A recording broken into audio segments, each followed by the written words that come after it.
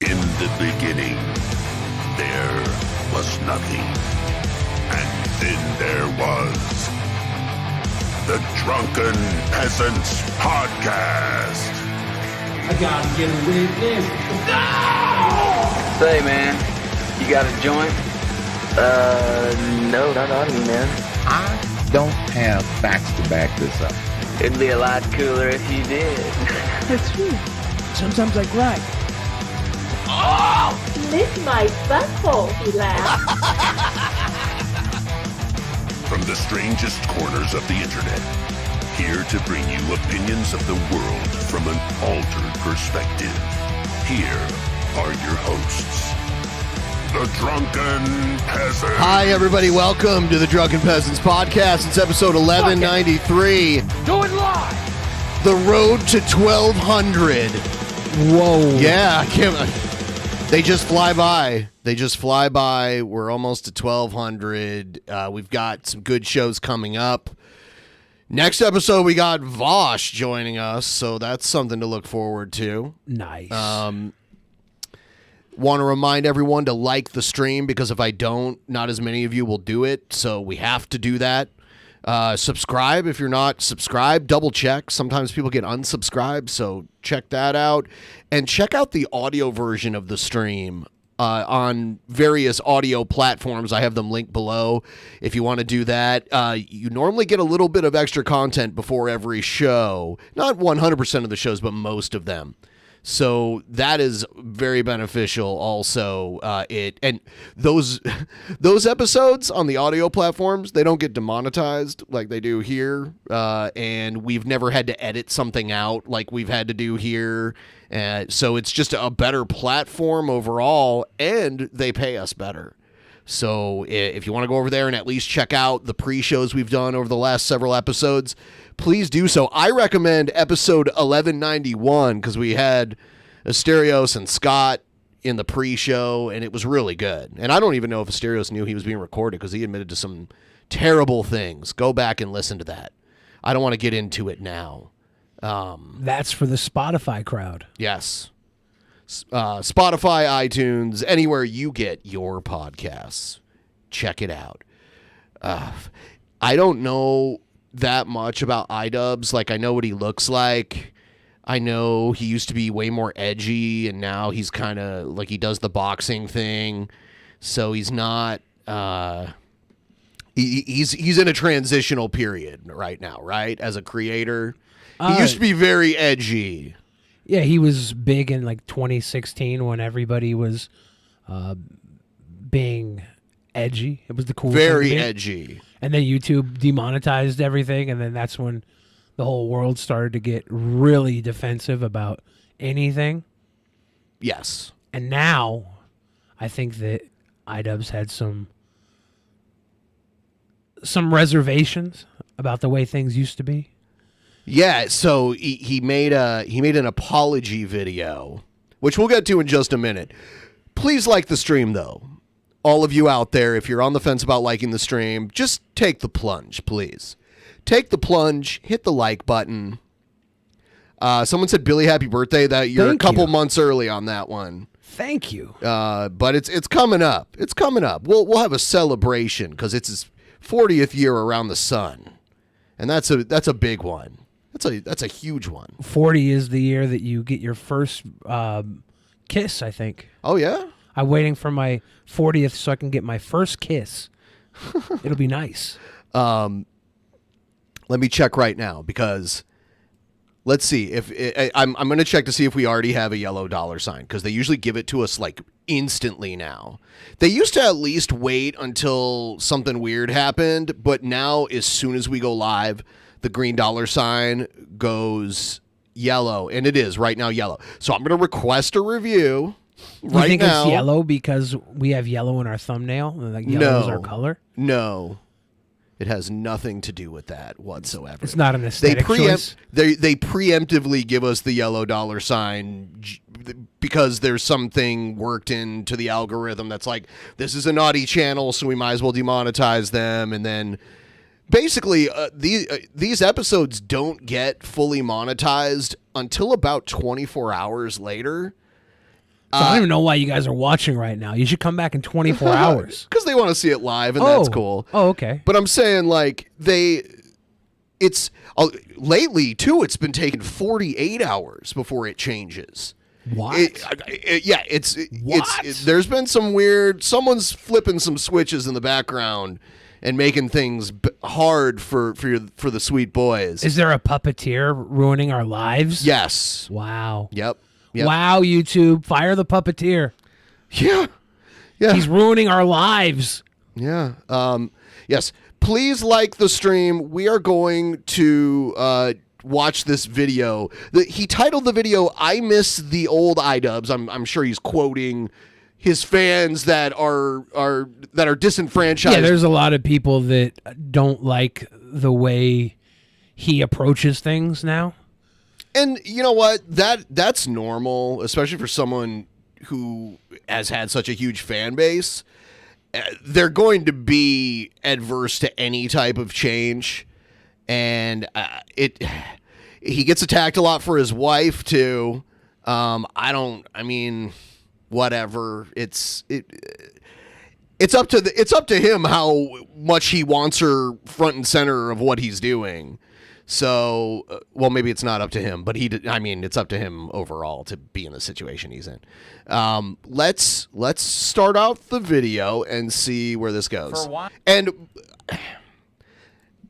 I'm cool with anyone choosing what their hairstyle is. I just can't believe the mullet is back. You don't like the... I didn't say I don't like it. Well, okay, because of my age group, I think of like 1987 to 1991. This was like the hottest hairstyle a dude could have. You know what I mean? Yeah. Like, do you remember Lorenzo Lamas Renegade? Yeah. Yeah. It's fine. He can have this haircut, but when I look at it, it's like, oh, that's like what my parents had. I had a mullet when I was like in the 5th grade. You know, it was a trendy hairstyle. The rat tail, too. I feel like anybody with this haircut should be able to jump over 4 trucks. On a motorcycle? Probably. Okay, I was just checking. It could be a motorcycle. Let's see what because people are saying it's an apology and people are saying it's a bad apology. Let's see. For a while, I felt like if I changed my content over time, that people would see that as a reflection of who I am. And some people will. And some people will. They don't want any change. They want no change whatsoever. They want you to stay the same. It's the same with music, too. Like, there's fans of, like, certain musical artists that only like their underground stuff before they hit it big, and then they started changing over time to kind of appeal to a mainstream audience. That happens all the time. I was so mad when Black Eyed Peas added Fergie. I was happy because I was a Kids Incorporated fan. Oh. I watched that show when I was a kid. I did too. Yeah. If you had Disney Channel when you were a kid, which you had to pay for back then. Yes, it was a premium channel. That was the show to watch. It would be on in the morning, I'm Kids pretty sure. Incorporated. John Oates doing an apology tour for Reggie YouTube videos. You got to do it. You got to do the apology tour. I'm telling you, the apology tour is where you make all the money. what I value, but I'm starting to realize that that is a very weak and passive way to, you know, run my channel and live my life. So I think it's, you know, if I'm going to have the balls to go to Tana's fan meetup and say slurs at her. So that was something he did in the past, right? Yeah, he did a content cop video on Tanner Mongenews. And showed up at her fan meetup. At her meetup, and he made a video, and because she had used the N-word before a lot, he, at her meet and greet, held the camera up with him and her and said into the camera, he said, say, and then he said the N-word. Yeah. And he would just say it. Yeah. With the hard R, usually followed by the F slur after that. That was one of the things he made popular was the NF joke. Not the NFT. No, it was the NF. Yeah. N-word, F-word, and not the Right. They know. They know. Make a video about how it's okay racial to say slur, slurs. sexual slur. I think I should have the balls to make an apology video and take accountability for the mistakes I've made. So that's what this video is. I've realized that I need to be crystal clear about what I believe, so there's no room for ambiguity. I am responsible for creating a lot of hurtful and damaging content on this channel. And I've also created... I think that line right there is why a lot of people think this is a bad apology. I think a lot of people don't feel like his content was hurtful.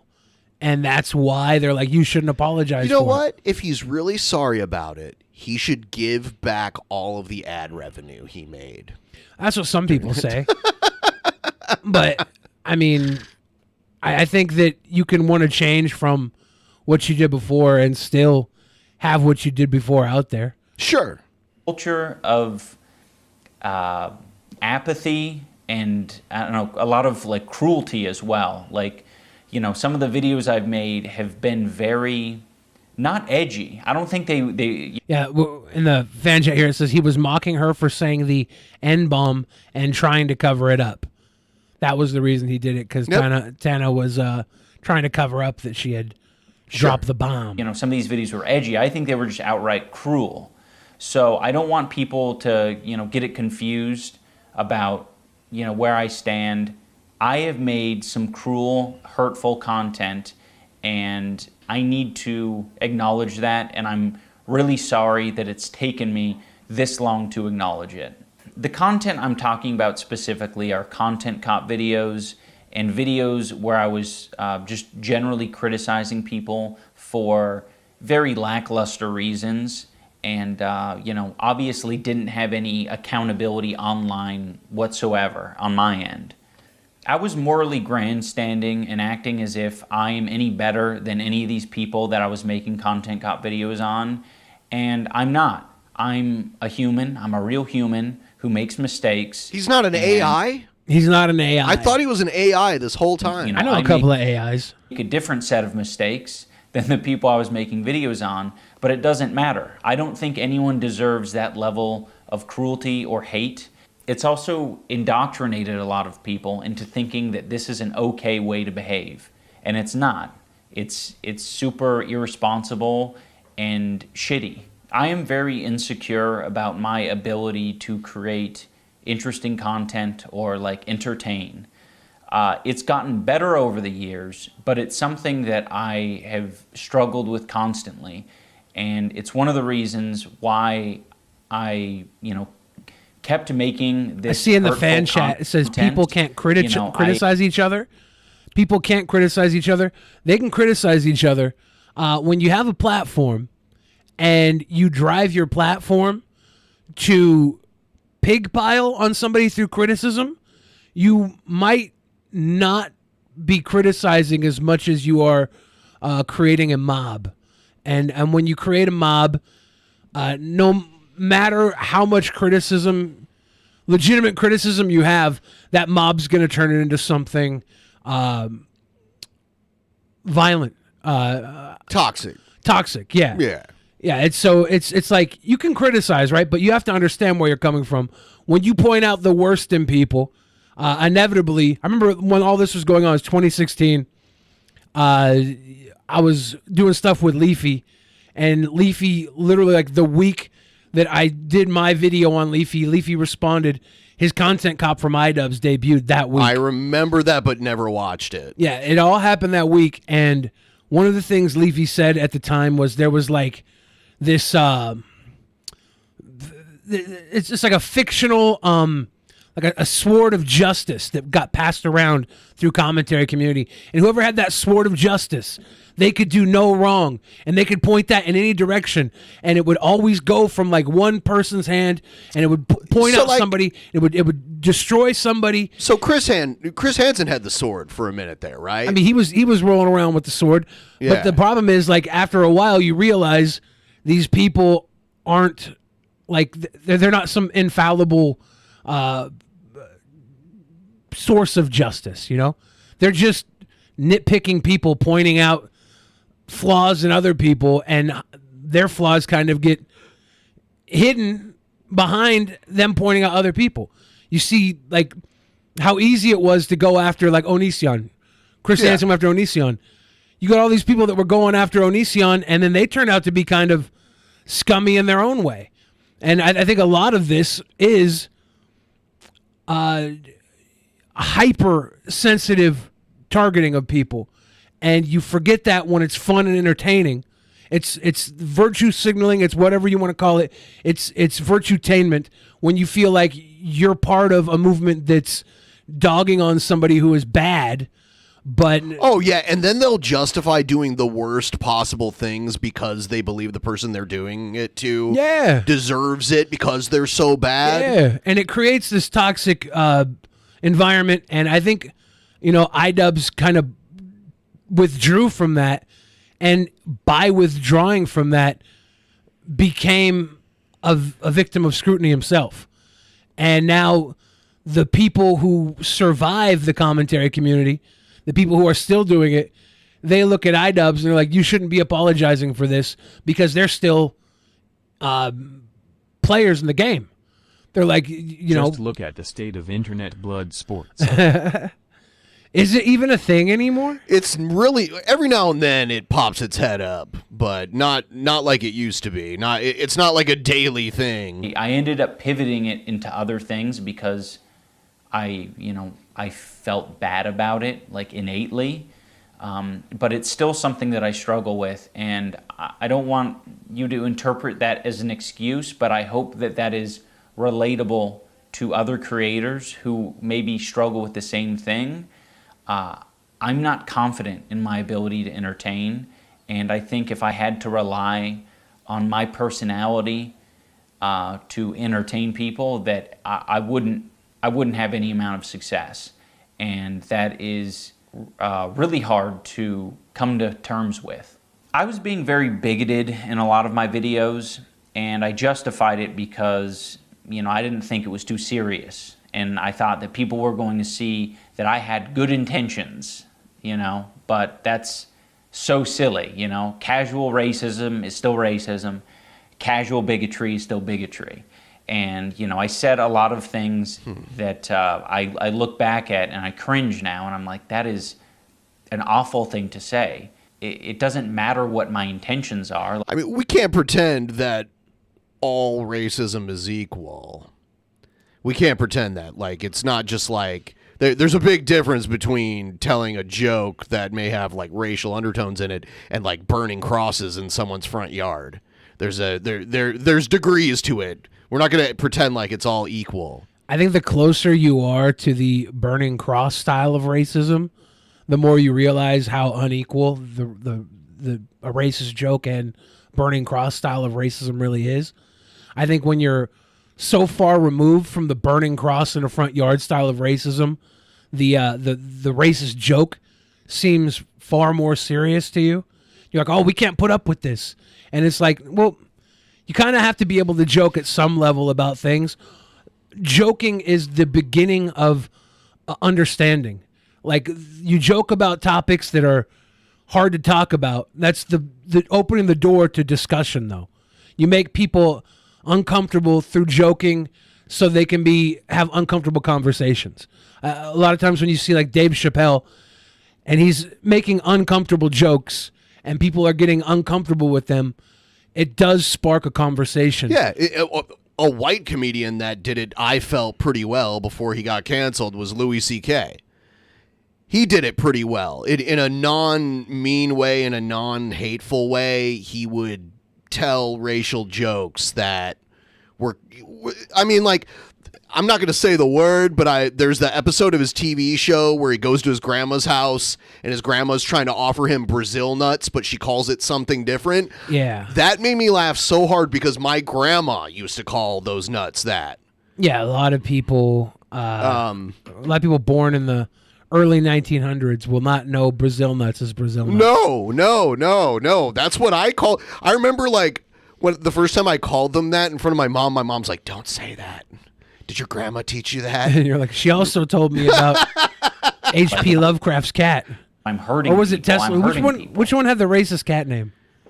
If you don't know what she called them, go Google it. Google other name for Brazil nuts, and it'll tell you. We're not dropping the gamer word, guys. I'm not doing it. We're trying to stay monetized. And, who the fuck knows what my intentions are? Like, sarcasm and like jokiness and jokey tone only goes so far, especially over the internet. Even in real life, that's like an impossible thing to know with 100% certainty. I've just always had this dumb philosophy that I'm not responsible for, you know, my audience and how they behave beyond what content I put out. Bobo Brazil nuts.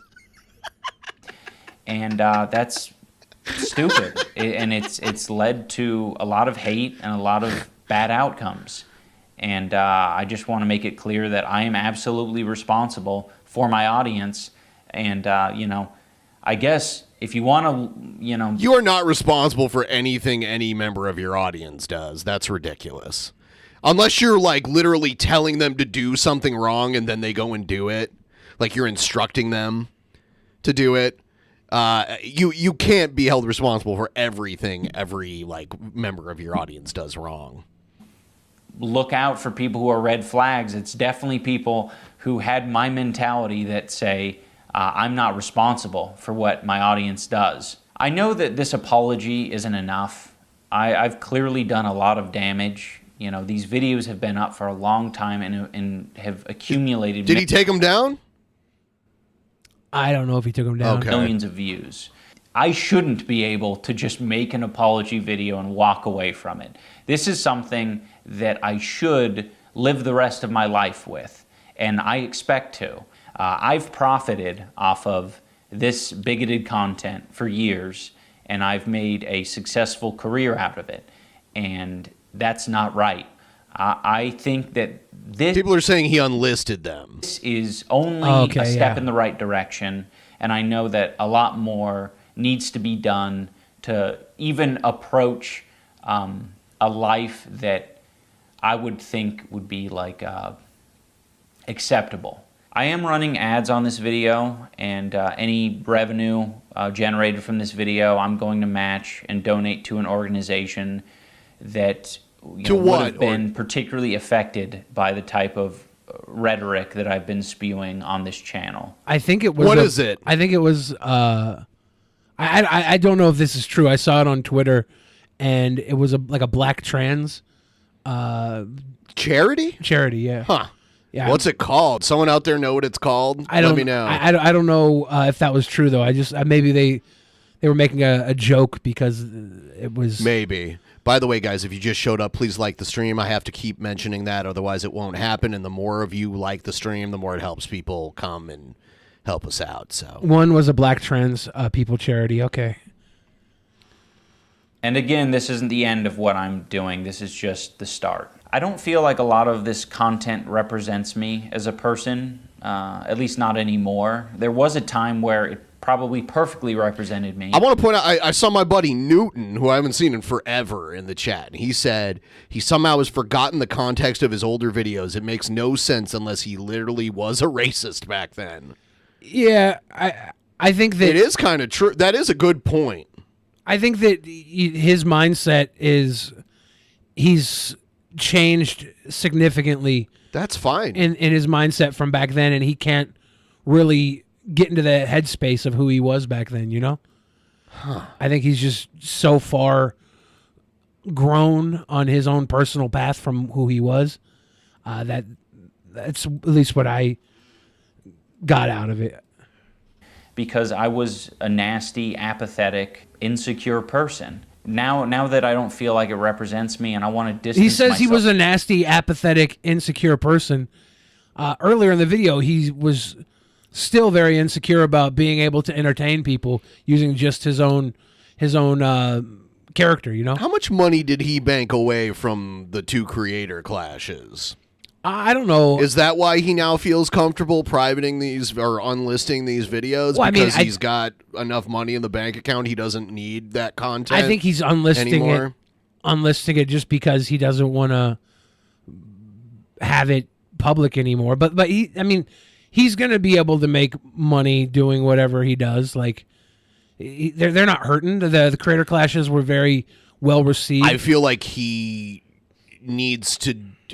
felt like he needed to do this because he's moving into a completely new genre. And I mean, Keemstar did the same thing. He's getting into the boxing business, and Keemstar had to separate himself from shit he has said in the past, and had to be like, you know, he tried to get Ethan Ralph in, and he's like, Ethan Ralph, you got to stop saying the N-word at least until this boxing match happens. Yeah, he's got a lot of guys that want to be a part of everything he's doing, and he's like, I can't have you guys on board because the sponsors don't trust you around a mic. Because it's way different than just running a YouTube channel. You know, you've got to there's so many moving parts in putting on a boxing card. You know, like there's the people that put it out on pay-per-view. There's all the people that work in the crew. There's the people that rent the venue to you. There's all this shit. If one of it goes wrong, it's not going to happen. So I think I'm kind of seeing why he's doing this now. From it and keep it from, you know, indoctrinating more people. I'd like to unlist the videos so that people, you know, can access them still for whatever, you know, purposes they might want to do that for. But it's not being proliferated on the website. I feel like that's the best solution, at least for the time being. And for anyone who liked those videos, I want this video to be an example and a lesson for you. You know, you can like content, but you can also think that it's irresponsible and it's hurting other people. So just tap into that part of your brain that's saying like, oh, okay, it's probably not that important that this video stays online, because truthfully, I've seen it, I've experienced the content, but it's done a lot of damage. How much damage has it really done? Can we quantify it in any way? I just don't see it. I mean, he can be embarrassed about it, sure. Like, he's changed. When he went on the H3H3 podcast early on, H3H3. Yeah, I remember that. Brought up the NF thing, and H3H3 was saying it over and over and over again. Oh, no, but that and even iDubbbz them was like, you're going a little too hard with this, dude. Right. Like, at that point in his career, he was already, like, beyond it, you know? Yeah. And I think that in his own eyes, anytime it's just like, remember when Andy Kaufman, he was Latka on Taxi, and all the work he would go around doing, all the stand-up stuff he would do, people would be like, do Latka, do Latka. Well, the Latka character existed before Taxi. Yeah, he would do that in his stand-up routine. But he became so famous for Latka, nobody would want to see anything else. And I think iDubbbz probably is stuck in that Latka phase where everybody's like, do the say N-word, say N-word, say N-word. I think that was over a while ago, right? I mean, he was over with it, but his fans still like bring that up. I still don't think that warrants an apology video. Like, well, I mean, the apologies. Like they make it seem like the latest school shooter. You know, they found, you know, a bunch of Hitler propaganda and like a fucking they knew he was subscribed to iDubbbz or something like that. Like, that's not even what's going on. The Content Cop Manifesto. Yeah, exactly. We can let it go. Limited False Hate says this feels a bit passive aggressive towards his audience. I mean, I definitely think there is that there. He's going to speak on it a little later in the video too, I think. He does have a passive aggressiveness towards the audience he cultivated. The audience he cultivated, it makes him cringe when they bring up that stuff, and it's because he doesn't identify with who he was back then. Everyone that I made Content Cop videos on, I still don't like the majority of you, and that's fine, but I can recognize that you did not deserve the hate and harassment that I sent your way. I particularly want to apologize to Tana. Tana, I'm sorry. I should have never made that video. I harassed Tana in person and then harassed her online, and that's deplorable behavior. It's so stupid. Hasn't she kind of like welcomed that though? I mean, wasn't that kind of part of her shtick to be like a mess of a human being and get attention for it? I don't know if that was her shtick or if she just was a mess of a human being. I feel like the whole TanaCon thing was almost intentional. Like to be a fucking, you know, yeah. To me, it seemed like they knew it was going to be a disaster, but it made headlines. People were paying attention to it. Everyone at VidCon was talking about TanaCon. That year that I went to VidCon when she was doing TanaCon, everyone was like, "Did you hear about TanaCon?" So I don't know. To me, especially at that time, it seemed intentional, but it could have been a genuine attempt. I don't know if it was intentional or she just didn't know what the fuck she was getting into. She might have just put on a shit show. I'm also sorry to all the black viewers and minority groups who had to put up with that video and put up with, the phrases. I said either it's all okay or none of it's okay. And that's just so dangerous and stupid. I have made content that I'm proud of. There's definitely a gray area in everything. Not everything's black or white. Right. That's what I was saying earlier. There's some nuance involved. The years, it hasn't been as consistent as maybe I'd like. It's like, it'd be like being like, ooh, the movie Blazing Saddles has white people saying the N-word, so it is therefore by definition a racist movie. But if you look into it, it's not. The hero of the movie is a black guy, and it was written by Richard Pryor to be that type of movie where the racist white people are the morons, and the black sheriff that they were all racist to at first saves their asses by the end of the movie. So you have to look deeper into it. You can't just be like, oh, well, this, very mild level of racial humor it's racist. It's racism nonetheless. I just don't agree with that. So it to have been, but there is a lot of content that I think had a net positive on the world, and I'm going to strive to continue on that trend. But again, I'm absolutely going to continue to make mistakes, but I want. You cannot spoil a 50-year-old movie. I'm sorry. No, I refuse. I can't believe you spoiled it, Ben. A 50-year-old movie. Oh, can't no. You spoiled it. A lot smaller and a lot less Rattlecube serious. says Blazing Saddles could never be made today. Oh, it could be made today. You could easily make Blazing Saddles today. Oh, my God. In the new History of the World, History of the World 2, Jesus is a black guy, and it's hilarious. That's something I don't want to spoil because that's relatively new. But I think it could be made today. There's a lot of stuff made today that you would think couldn't be made today. It wouldn't be promoted the way that mainstream media is promoted today. But it could definitely be made today. It could even be a hit. It just wouldn't be a hit in the way that it is part of the machine. A lot of people were offended by that movie that Seth Rogen and Eddie Murphy did together. A lot of people were mad at that because that had some uncomfortable, racial humor in it. But I thought it was, it definitely wasn't offensive. I didn't think it was the greatest movie ever, but I felt like that wasn't the thing that made it not that good. No, yeah, I liked it, but I liked Jonah Hill. I was watching. Oh yeah, it was Jonah Hill, not Seth Rogen. Yeah. Right? Okay. Yeah, it was Jonah Hill. Yeah. I also want to give some clarity. That's what it was. To the post-fight speech that I gave. I mean, it wasn't a speech. It was a phrase. I was like, I know I'm not everyone's cup of tea. Is he crying? Yes. It is. I will say, it is very weird that him and his wife have the same style of tattoos that they match. Is that weird? They both have old sailor style tattoos. Yeah. I really do appreciate the support, and thank you for Adrian coming.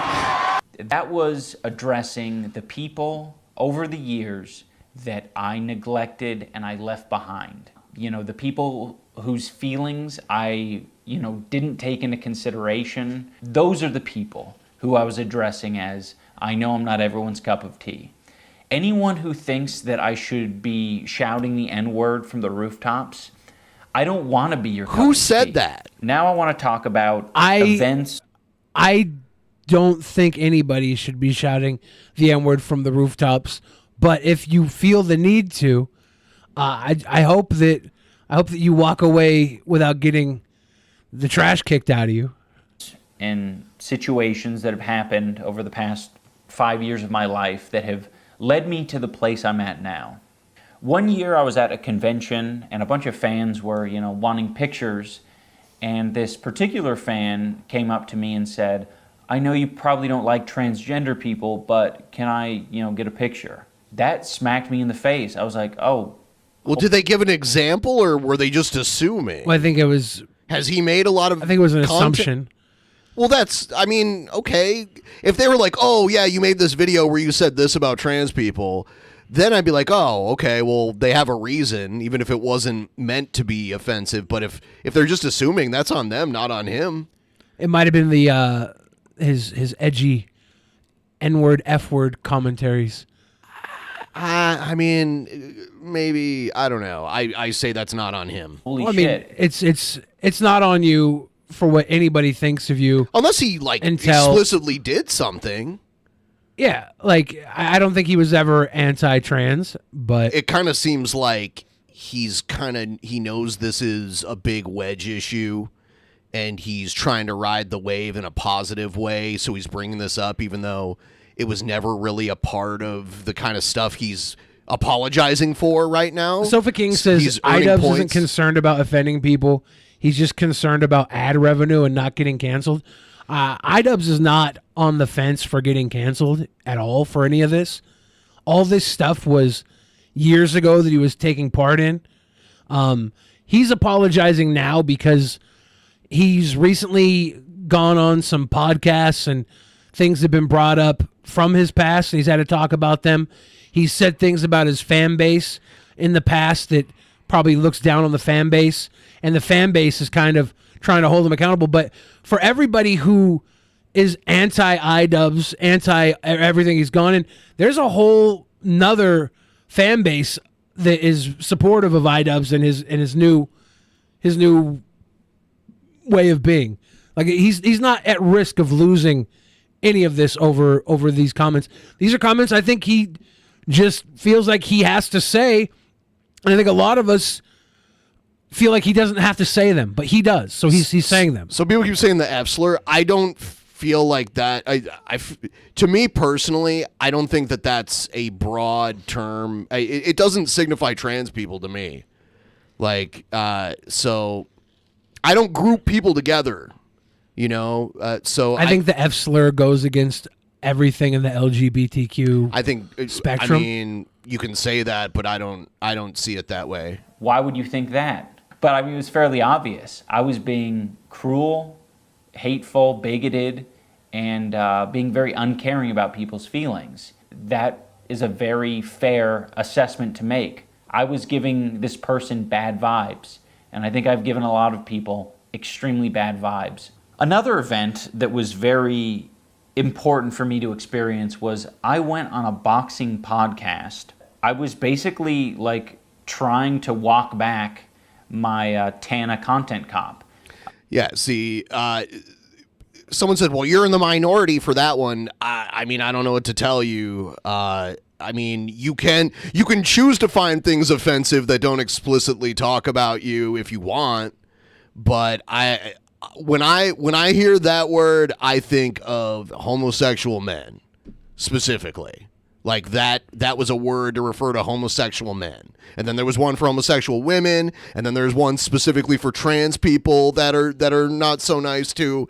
I can't see it painted with a broad brush. As a heterosexual male, I've been called the F slur many times. Yeah, me too. And and I can only imagine people who are trans, people who are in the LGBTQ environment, that would be a triggering word for them. I don't know though, because I'm obviously there's probably a lot of triggering words. I'm obviously a really sexy, still very insecure and uncomfortable female with sexing man. The fact that I made that video, and but I was still coping. You'll see me struggle in this clip to, say that it was wrong. So I just wanted to let you talk on that, right? Because obviously using the N-word is definitely frowned upon by a lot of people, especially by a non-African American, but I was just curious. That was a very weird video because I wanted to criticize her for her sort of flagrant use of it. I've been pretty flagrant about it too, not in the same way. Mm-hmm. And I thought there was a message to be shared there. And I don't think it was particularly... It was okay in criticizing her, but I think I probably wasn't the person to deliver the message, if that makes sense. There was a message that I was trying to put out there, and I'm not really the person to put out that message. I don't regret making the video. I think, he now does regret making the video, though. There's bits and pieces to take from it that I think are valuable. He's still coping in 2022, he says. I probably wouldn't make it these days. I'm very grateful to those guys and how they broached the subject, because it didn't put me on the defensive. It just made me realize, I'm stupid. I'm stupid, and I really need to, acknowledge these things. I think they were just trying to get a gotcha on you for their interview so that they could get clicks. Well, if they were looking for a gotcha, they probably wouldn't have been so accommodating to the conversation. I mean, been a little more that gives them more accusatory. rope to hang themselves. If you go really hard at them at once and then they're like, well, fuck it, I'm leaving, then you got nothing. Ultimate Guy T says iDubbbz and I both get the N-word pass. So since iDubbbz already say it, I'm just going to One person can't award the pass for everyone. Can't? No. Well, thank God. I was about to just cash it in. Right. Thank God I didn't cash it in. It's like holy shit. Like one black person I know could be like, you have the N-word pass, but that doesn't make it a blanket pass for anybody. Holy shit, I almost ruined everything. What am I doing? I'm still trying to make excuses for myself and why I made that video. It's it was a dumb idea. I harassed someone. I was saying slurs and I was trying to justify it all. A very big thing that has sort of altered my view on all of this is just the amount of hate and harassment my wife Anissa has received over the years. She's had to deal with it from the beginning of our relationship, and I have done a horrible job at acknowledging her and her feelings for it. A lot of the time I just thought that was her problem, or that was other people's problem. But yeah, the person mentioned, I get called an F slur as a transgender. I've been called an F slur as a heterosexual man. The word has been used so many times. But specifically, it seems to have a specific meaning. I think I don't know. Maybe I'm just old. I think if you're in the LGBTQ community, it's going to be... Then why... But they're not all the same. They're different. They're their own separate things. The one thing about bigotry is it doesn't really care about the directness of it.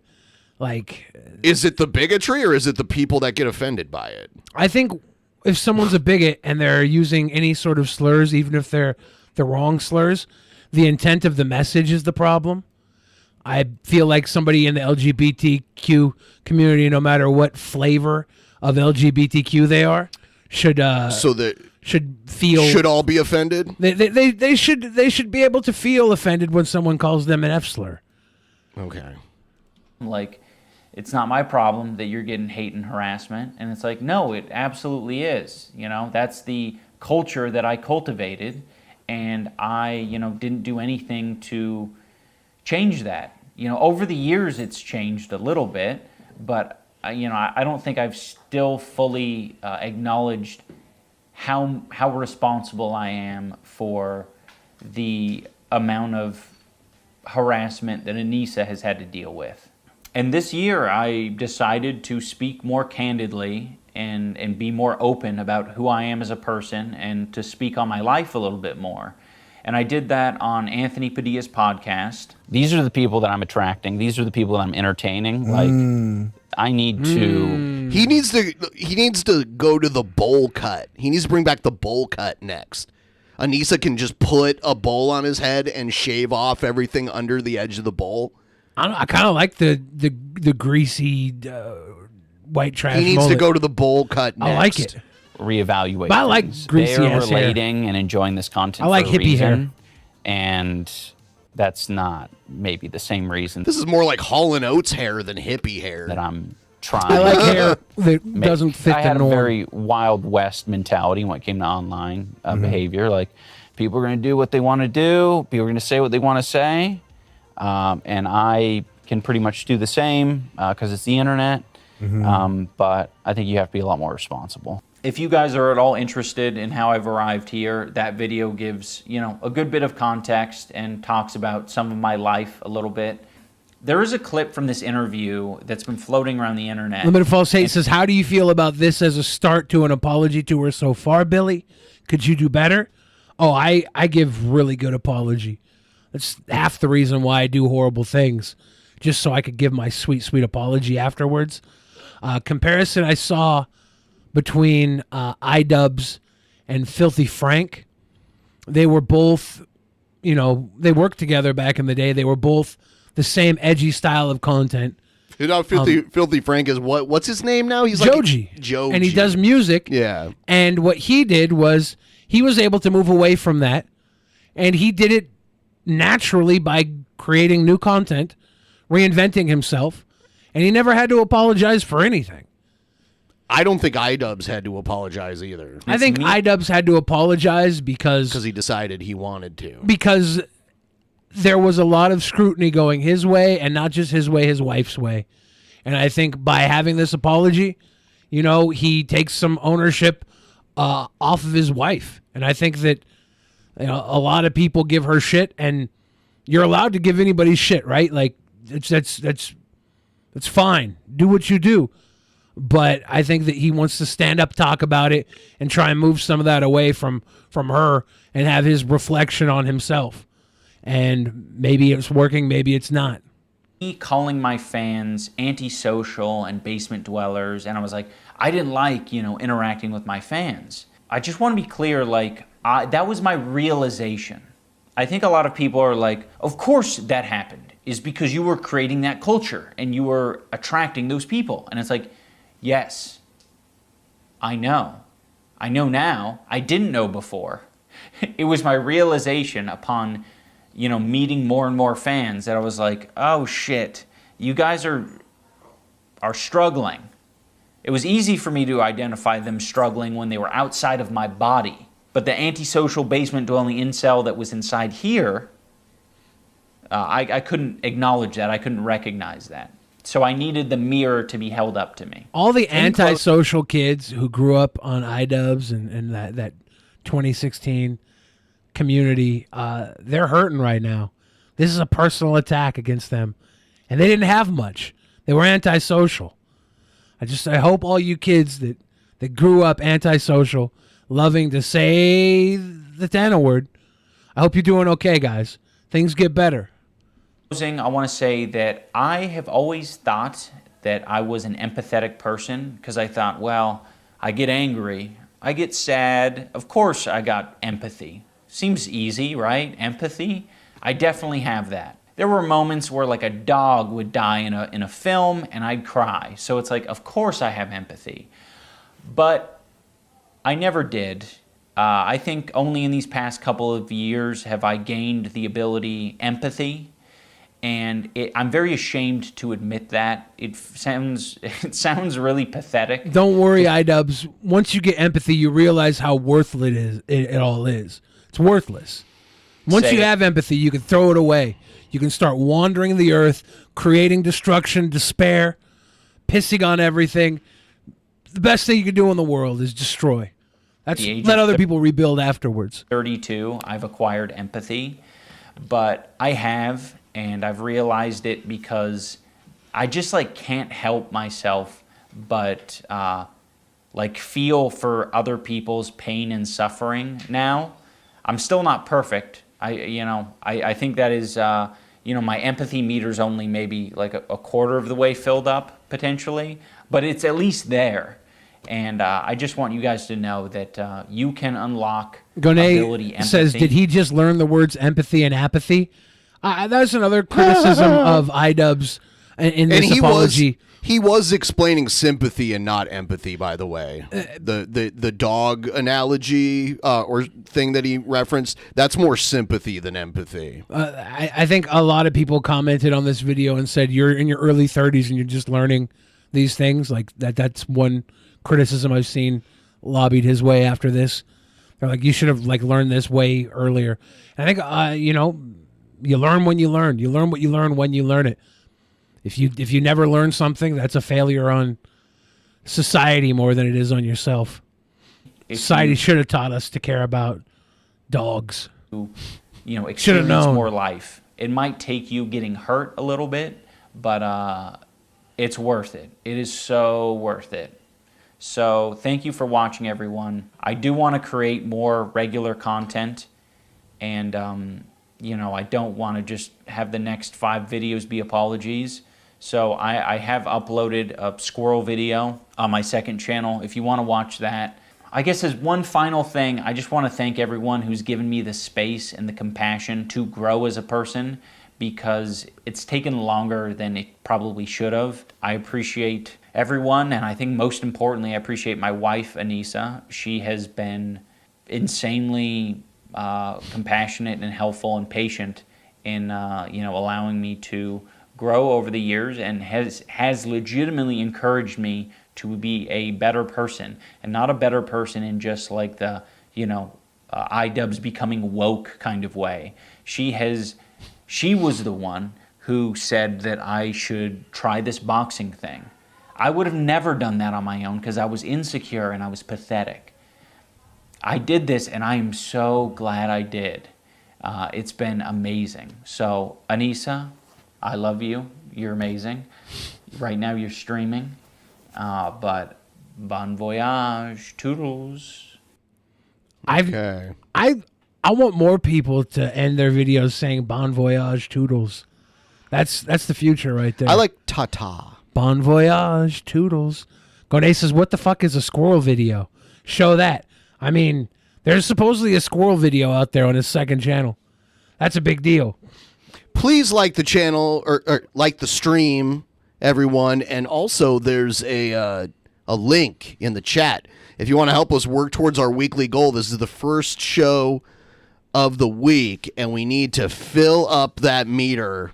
If you like the apology, tell us in the comments. Yeah. If you dislike the apology, tell us in the comments why.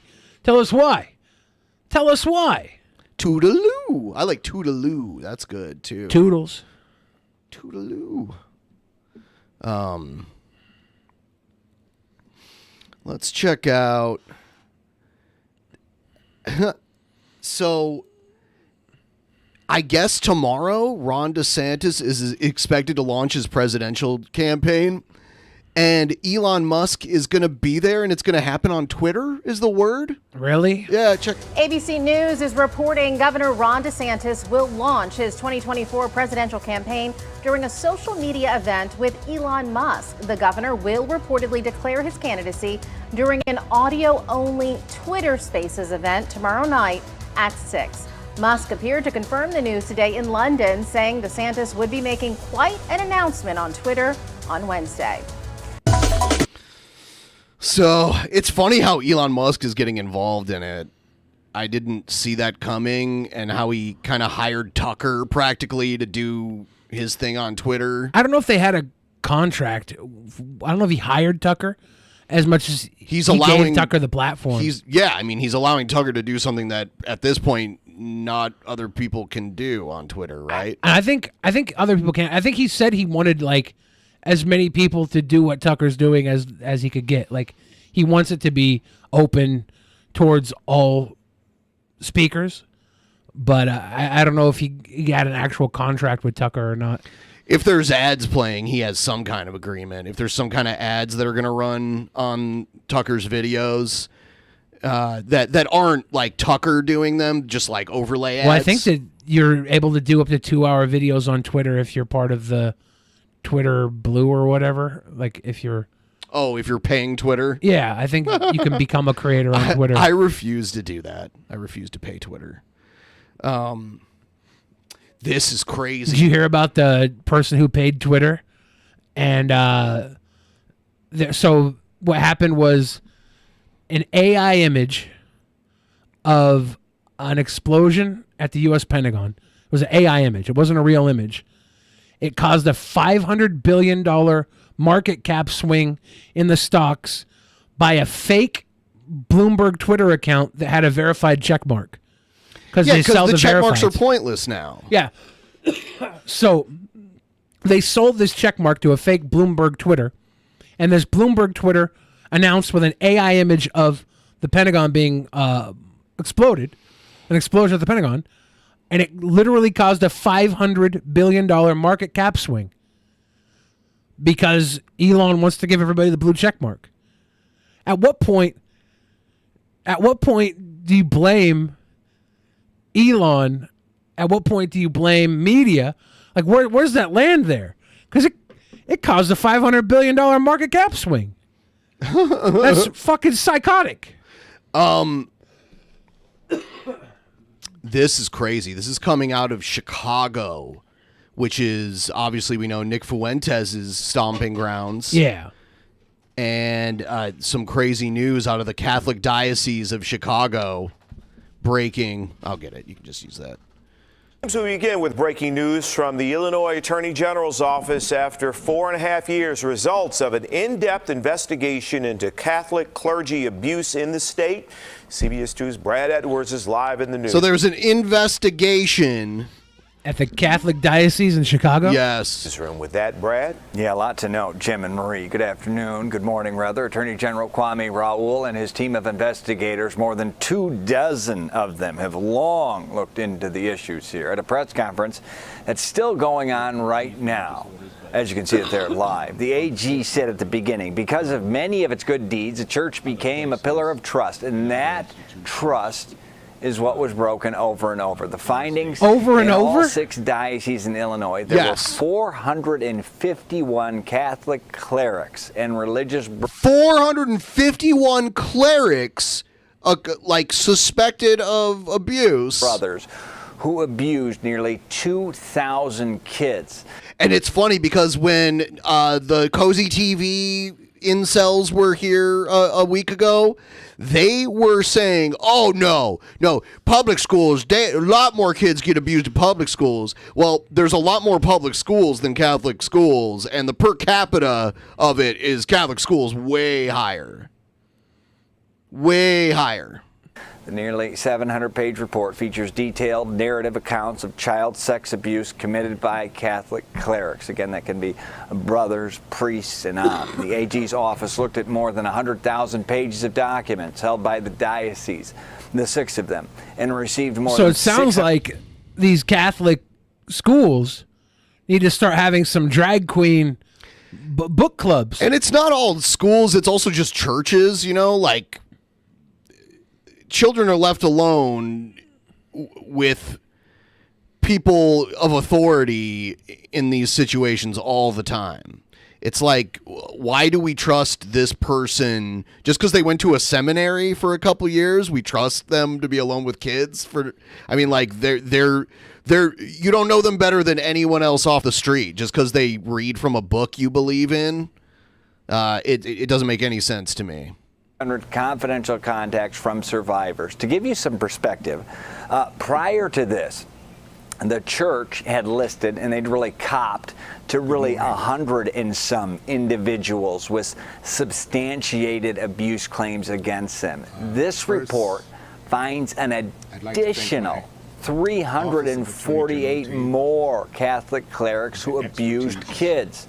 The AG said from day one... And this is just from one city. About giving. Does it say the time period from which it happened? I don't remember them saying it so far. Voice to victims.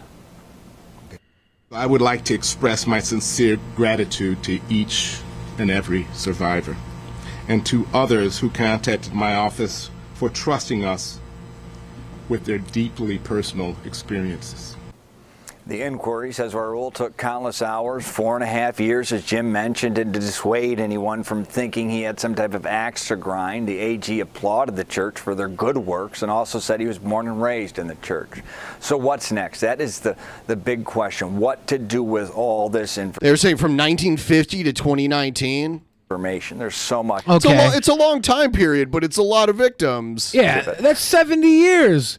70 divided by 451. That's only like what? 7 a year? Priests a year? That's a lot. In Chicago? In one city. It's a big city, but still. Several bombshells, if you will, included in there. Megan Hickey, CBS 2 investigators on that story for this afternoon's newscast. More to come. For now, I'm live in the newsroom. Brad Edwards, CBS 2 News. Shoot. 451 priests in Chicago. To over 2,000 victims. Yeah.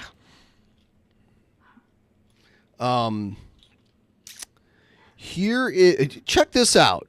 King Cobra has an of age, alive, I believe non-related, I believe cisgendered fangirl that makes these shorts about him all the time. Nice. But he's handling it the wrong way. Like, I'll show you. I'll show you a couple of them here. So here's one.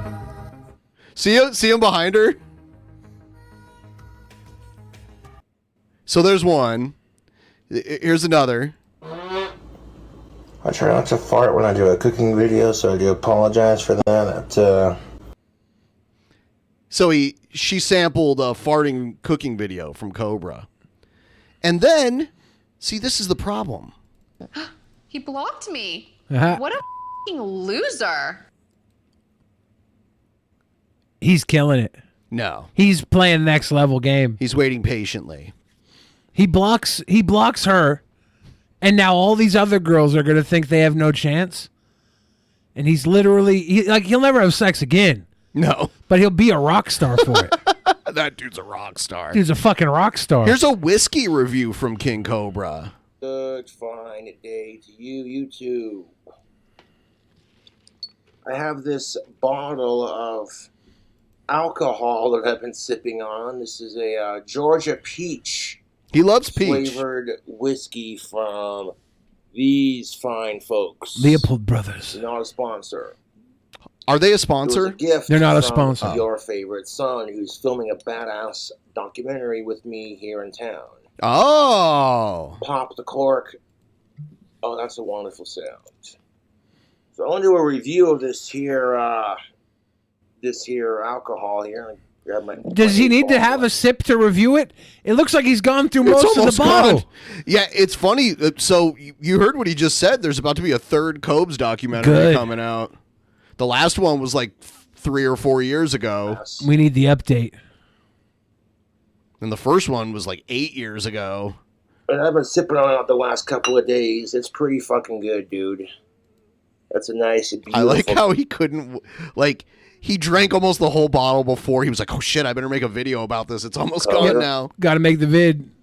I love whiskey. It's my favorite, my go-to. Whiskey And of is all the hard quality. liquors, It's better than Tranquery. Whiskey's my favorite. Tranquery. That's good stuff. All right, let's go.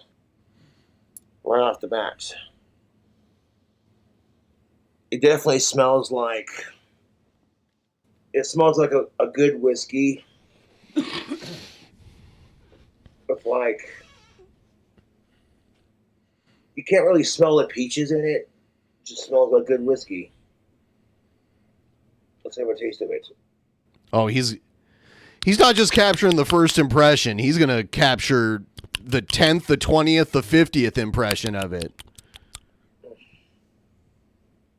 Uh-oh. The aromatics are seeping. Oh, God, look at that. Okay. He looks like he hates it. But he's going to say it's good in a second here. I know he is. But when you're tasting something and your reaction is like that, it's usually like because you don't like it.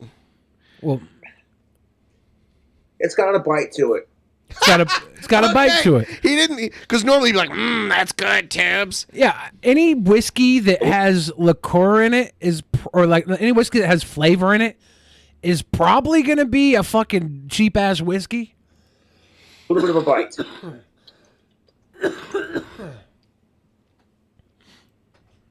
But you get that peach taste. It's got a bite, but you got that peach taste. Yeah. Purchase locally. He's a connoisseur. So I got my stepmom Tanis a Mother's Day gift. What's her name? Tanis? Tanis. Really? Huh. I used to read these books called Dragonlance, and one of the main characters was a half human, half elf, and his name was Tanis. Tanis, Tanis, half elven. But a week late, but I did. Got my stepmom Tanis a bottle of peach wine from Stella Rossa and 2 gift cards. She really appreciated that. One was for the Cheesecake Factory. The other was for Outback. His stepmother is Tanis Mojo.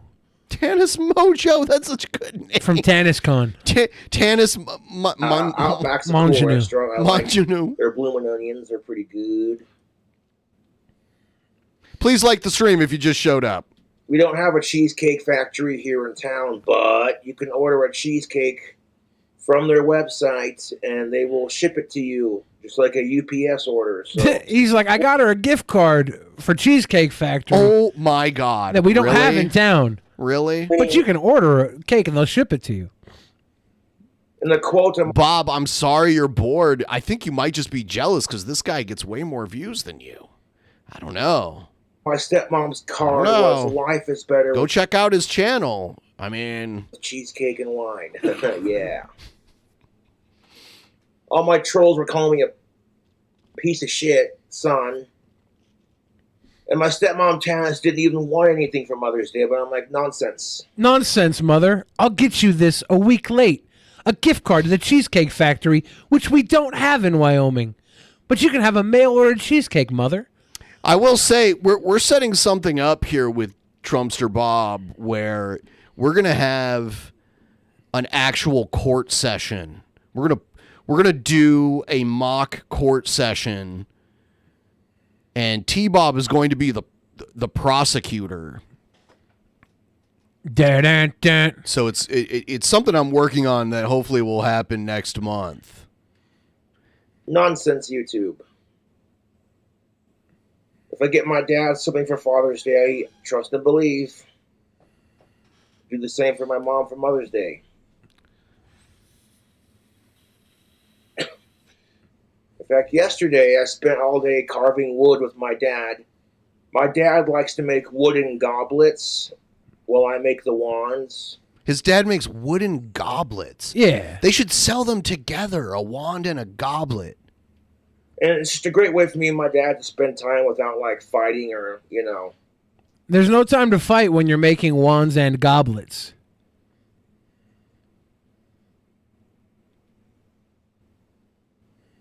Then we had to do a dump run, so my dad took his pickup to the dump, and we unloaded the back of the pickup and got rid of a bunch of junk, basically. So that was, you know. I've known that pickup since I was a kid. You know what I'm saying? It's a beast of a Ford pickup, dude. My granddad had it, and then he sold it to my dad, and now my dad has it. I like he sniffs it and he's like, ah. And anyways, you know those 70s, that's my review for the whiskey. Early 80s big old Bronco Ford pickups with like square headlights. Yeah, you know the one. I think Bob's selling a truck right now. Talking about. That pickup is a beast, dude. It's got like 2 big old gas tanks in it. That's how you know it's serious business.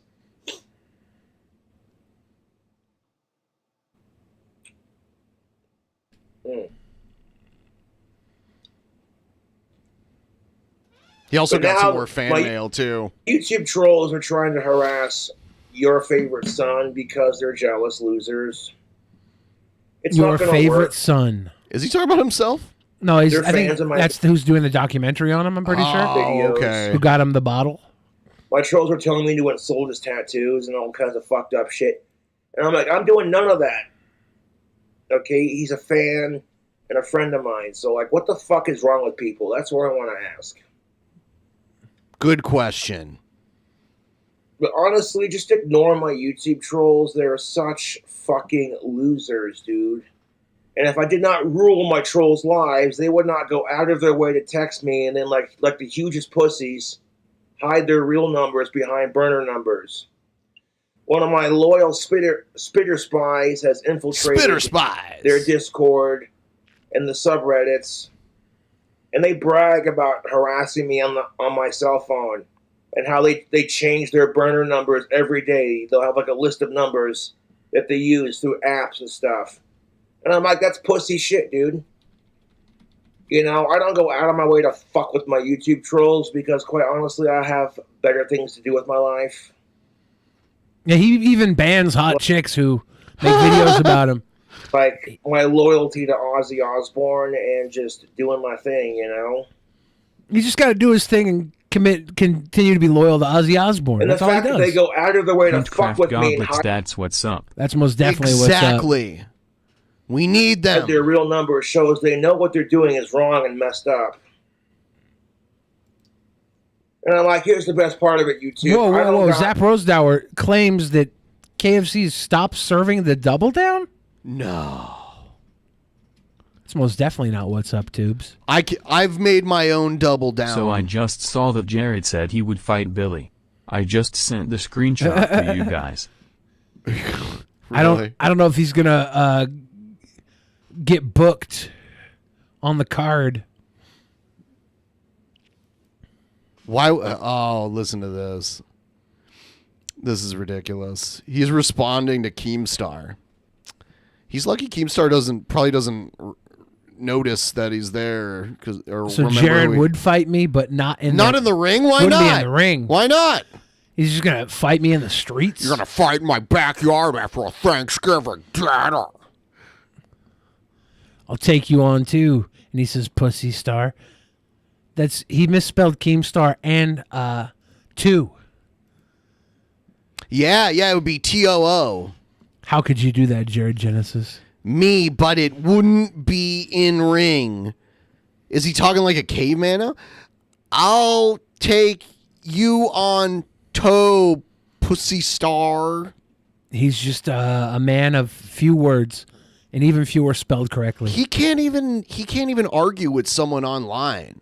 Like he can't even handle someone talking trash to him on the internet. Well, like who seriously thinks that he would get in the ring with somebody? To go out of my way to harass my trolls in real life. I'm already inside their head, dude. Otherwise, and this is why Cobra wins, otherwise you wouldn't text me or make stupid YouTube poops trying to make me look bad.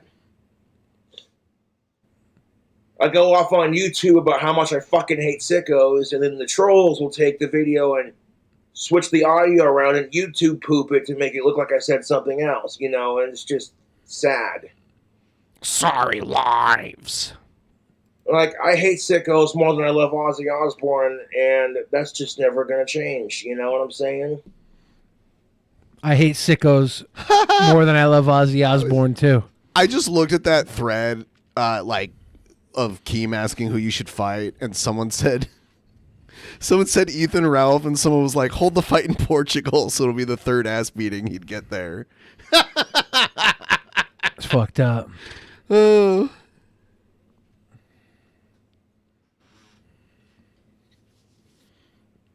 The trolls are like, you're gonna die alone, Cobra, and I'm like, I got a news flash for my YouTube trolls. We all die alone. Someone suggested Sam and Andy. So you just accept it, Andy? Yeah. and you make the best of what you have in life. That is some seriously good whiskey, and if you are 21 and up, I would highly recommend 21 and up. I could mix this with a lot of really tasty beverages, like some cherry Dr. Pepper would be really good with this. Peach and cherry Dr. Pepper, which, as we talked about, he loves to on double the up. episode with Scott. Cherry Dr. Pepper is just Dr. Pepper, because Dr. Pepper already has cherry in it. It's just Dr. Pepper with extra cherry. Extra cherry Dr. Pepper. But you know it's not in Dr. Pepper? Peach whiskey.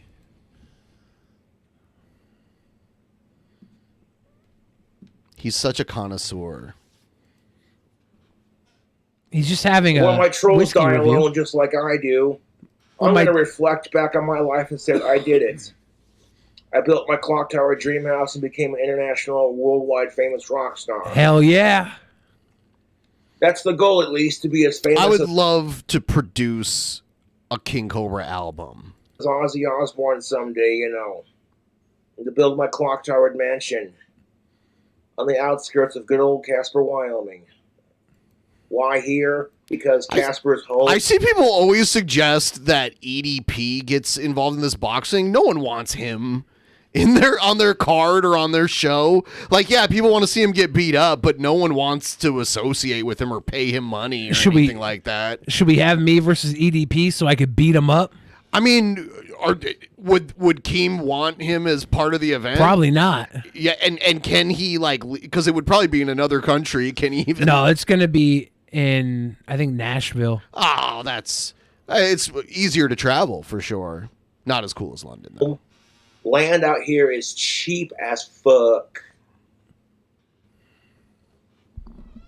And plus, if I built my clock-towered mansion on the outskirts of Casper, Wyoming, I could legally shoot my guns and nobody would say shit. Yeah, not at your clock tower mansion. Have like a Hitchcock 45 style shooting range behind my clock-towered mansion. And I'd make the glass on my dream house bulletproof. So they should make the top 5 floors of King Street Station Cobb's Clock Tower Dream House, and it'll be like the Boglum lives at the top of the. Do they have a King Street Station in Casper? No, I mean the one in Seattle. It's got to be in Casper. He said that's his home. In case any of the bullets were to ricochet, If I got like 20 acres of land. He just needs 20 acres so he can shoot guns. I want to. He's already talked about leaving Casper to go places. He just said he'd build it in Casper because that's home. I think he can get a better deal. Cobra has to be so famous that not only does he have his Clock Tower Dream House, but also they sell King Cobra Clock Tower Dream Houses in the same aisle as Barbie Dream Houses at every Walmart. Is there a way to build a clock tower on like a trailer? Probably. I don't know if it would be street legal. I could put my shooting range a safe distance away from my house, just to be extra safe,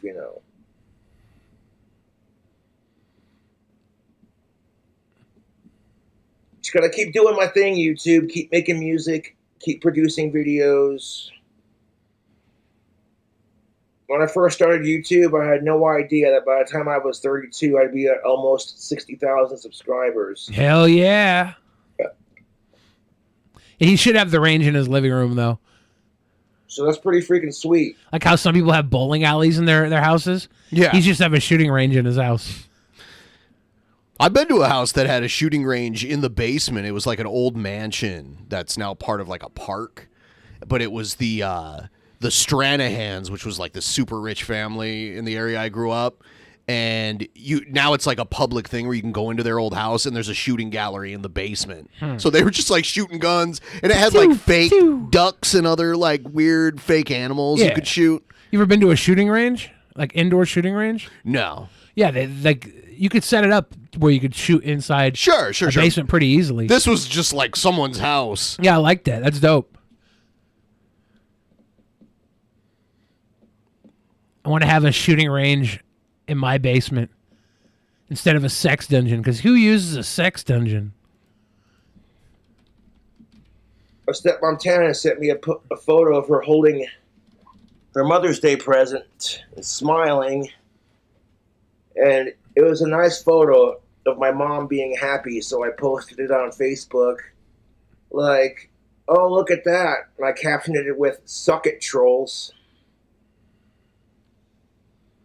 I do not go out of my way to be a fucked off, inhuman piece of shit, but only when my trolls do it, because they're assholes. I'm only a complete fucked off psychopath to people I don't like, to be honest. Generally speaking, I'm a good person, or I try to be, He tries to be. And look at the color on that whiskey. Isn't that just pretty? A lot of people don't even try to be good people, and somehow they still are. So, yo, I did a review of this whiskey on the documentary that I'm filming, and it's good whiskey, dude. It's Georgia peach flavored whiskey from Leopold Bros. So wait a second. You did a review on the documentary, and you're also doing a review here live? Shouldn't you save it for the documentary? Oops. I guess he'll just have to get more. I wonder if the documentary also gives up a bunch of personal information about his stepmother. Alcohol by volume from batch number 2207. 2207. Delicious. Small batch.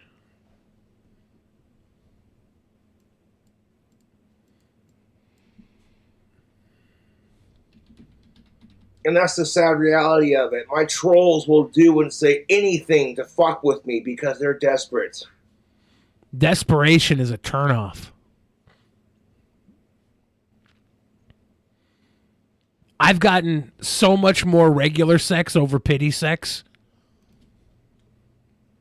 Like when I posted the video with the hair fiber in my hair, one of my fans sent me a container of that hair fiber that you shake in your hair. It's like hair and it makes powder. it look fuller. And I was showing that off on YouTube, and people are like, "What are you doing that made your hair look like that?" I'm like, "For a temporary fix, it works."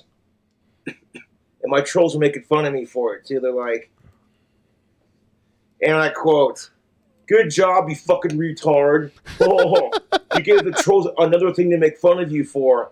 And my response to it was so perfect too, YouTube. I'm like, that's because I own my YouTube. I mean, it looked okay. It's just like you can't go out in the rain or something like that. Trolls' lives. Or if you sweat, it'll be like Rudy Giuliani with like the shit running down his face. If it were reversed and I still had my full head of hair and my trolls were going bald, I wouldn't make fun of them. Hell yeah, because you're a good man, Cobes. I wouldn't, because it's just hair. Who gives a shit? Yeah. You know? I get Hair signed is- by a major record company or win the fucking lottery, I'll just get hair plugs. Yeah, having a bald head is like maybe one of the most attractive things about someone from Gasper, Wyoming. Real talk. Fuck.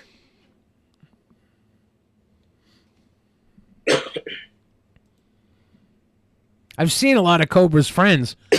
Cobra's the alpha male in his friend group. But living hard, living fast, you know, that'll do it. And baldness fast. runs in my family, unfortunately. I saw your pop. Your pop has a shaved head. He took 100% Like, it's commitment just to his hair, dude. bald I hair. honestly don't give a fuck if I'm going bald. And the fact that my trolls accused me of spray painting my head is hilarious. Well, I think they meant like spray on hair, not real spray paint. But maybe they did I'm spray, like, see, that's spray just the paint. thing of it. All I gotta do is put some hair fibers in my hair and then post a video of it on YouTube like, look at that, my hair looks thicker today, huh? And my trolls get so triggered by it that they have to make fun of me for it. Which then once again shows that I win. And my trolls are losers with no lives. No lives. They'll try anything and everything to make fun of me, and then they go out of their way to do it. It's like, wow, dude. Could you imagine not only one, trying anything and everything to make fun of Cobes, but two, to go out of your way to then do it? Yeah. Wow. Yeah. Wow. Cobes owns the trolls. Sorry, lives. The only thing sadder than my YouTube trolls' lives are the children's lives of St. Jude's Children's Hospital. Oh my God. Evoking the St. Jude's Children's Hospital patients to own the trolls. My guy. My guy.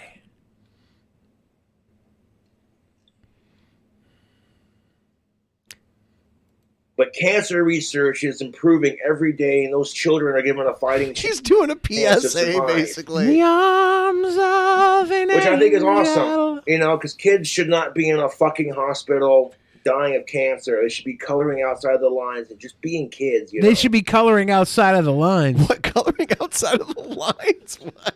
Cobra's like, look, That they're just means- kids. They shouldn't even have to color inside of the lines. They're just kids. I think he's admitting something about his own childhood. They should I be agree coloring with outside of the lines. That one singer, or not singer, blah. I'm glad we learned so much about this whiskey during What was this it? video. I think it was Paul Best Stanley whiskey from review Kiss. I've ever heard. I forget which Kiss member said it, but like, By the way, one of the suggestions of who you should box was Eugenia Cooney. Yeah. So you at 500 pounds boxes someone who's like 50 pounds. Yeah, forget EDP. It should be ED. Oh my God. Eating disorder versus eating disorder. Let's go. he basically Whose eating disorder is more powerful? said, just let I just kids go to be punch kids, her and dude. she like crawls You know- into my bloodstream and blows my arteries Let apart. kids be kids.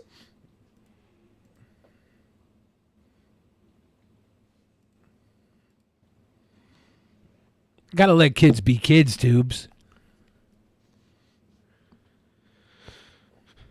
Bob says that whiskey sucks. Bob knows. Bob knows his booze. Bob's a career alcoholic. He had a career and lost it to alcoholism. Okay, so that was that. We'll get back. We'll watch more Cobes later. I wanted to get, since we have T-Bob in the chat, he can tell us about what we're about to watch here and give us his take in the chat. Former President Trump appeared virtually in a New York City courtroom this afternoon. The fuck is on her hearing chin? was in connection to the Manhattan District Attorney's 34 felony count indictment. It accuses Trump of falsifying his company's business records. So these are criminal charges that are coming up here. Second Judge New York hearing. Juan Merchan issued additional guidance regarding the evidence that is being shared during the discovery process of the trial. Former President Trump has pleaded not guilty to the charges. CBS News investigative reporter Graham Cates joins us now. So, Graham, what happened in the courtroom during today's hearing? In some ways, this was a very normal court hearing. It was only 10 to 15 minutes long. Judge Merchan asked former President Trump if he had received a copy of this protective order, and Trump could be seen on television in the courtroom kind of lifting up a copy of it and saying, "Yes, I do." That was the only time he spoke during this. And the judge said, rather than run through this thing line by line, I understand your attorney has explained it to you.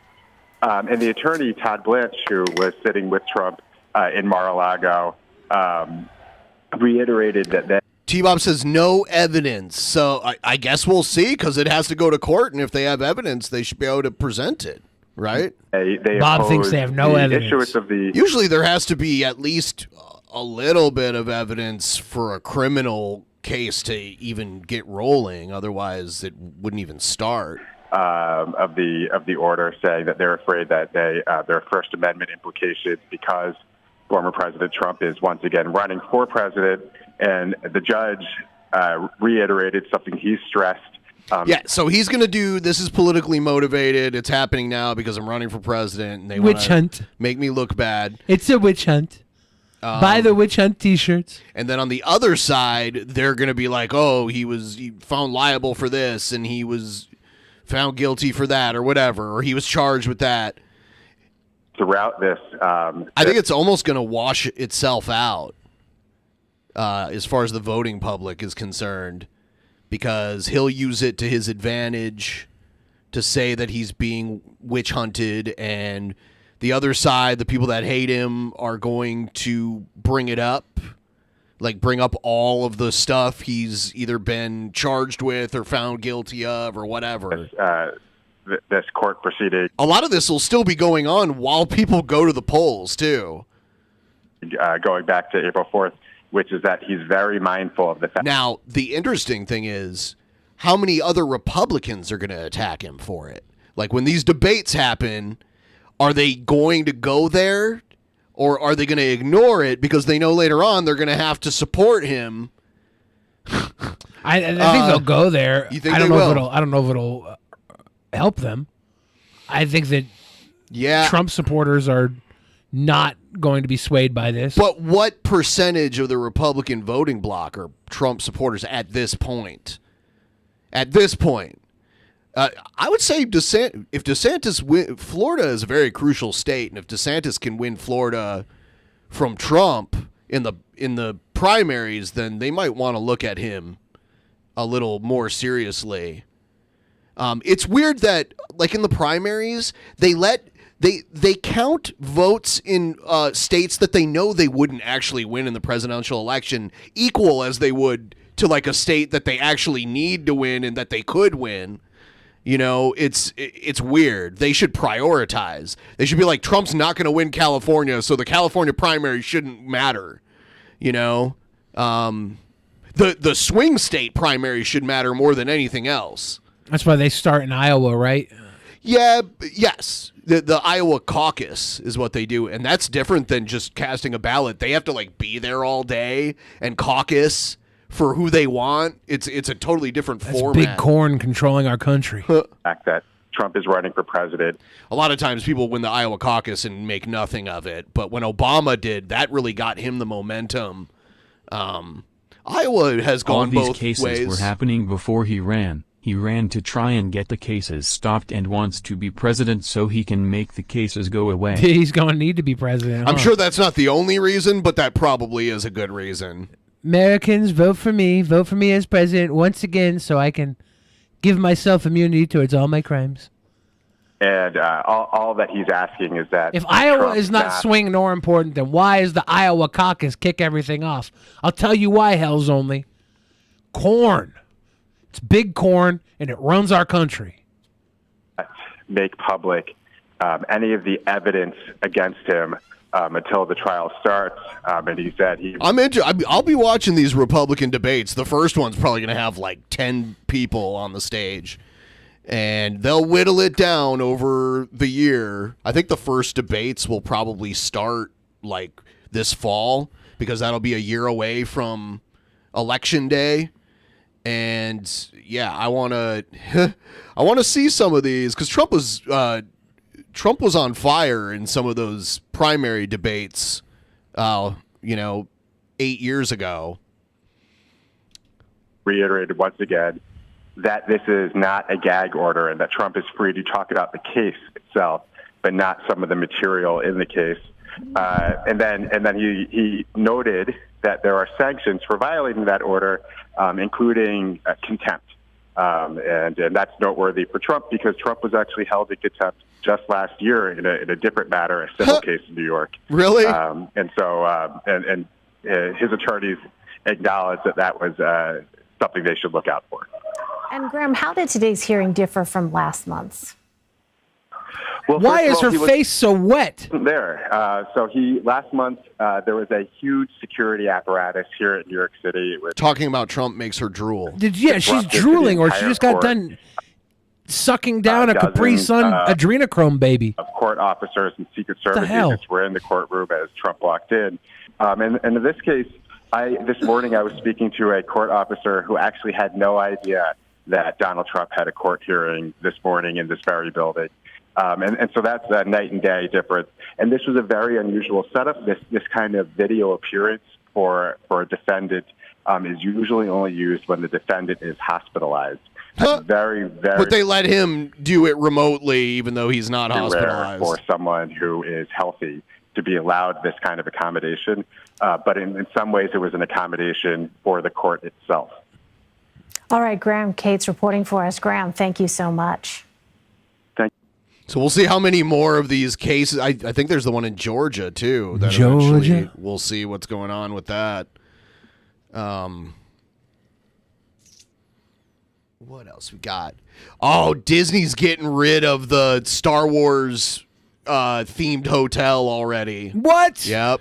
Why? Disney has canceled a plan to build a nearly $900 million corporate campus in Florida. It's also shutting down a costly new hotel nearby amid a high-profile dispute with the governor. DeSantis killed it. The days of putting one company on a pedestal with no accountability are over in the state of Florida. Jacob It was overpriced, though. Passy has been covering this story for the Journal and explains why Disney... Like, when I looked at it, I'm like, it's an okay concept, especially for kids who want to do the make-believe thing where they pretend like they're actually on the ship. And there's all these actors like trying to make it reality as much as they can, but it was just way too expensive. Well, it was crazy expensive. If you're rich and you have a child that's into Disney, Star Wars. Sure, if you're rich, nothing is expensive. is reversing course on two of its major investments. Disney was planning to create an office campus in Lake Nona, Florida, located in Orlando, roughly 20 miles from the Walt Disney World Resort.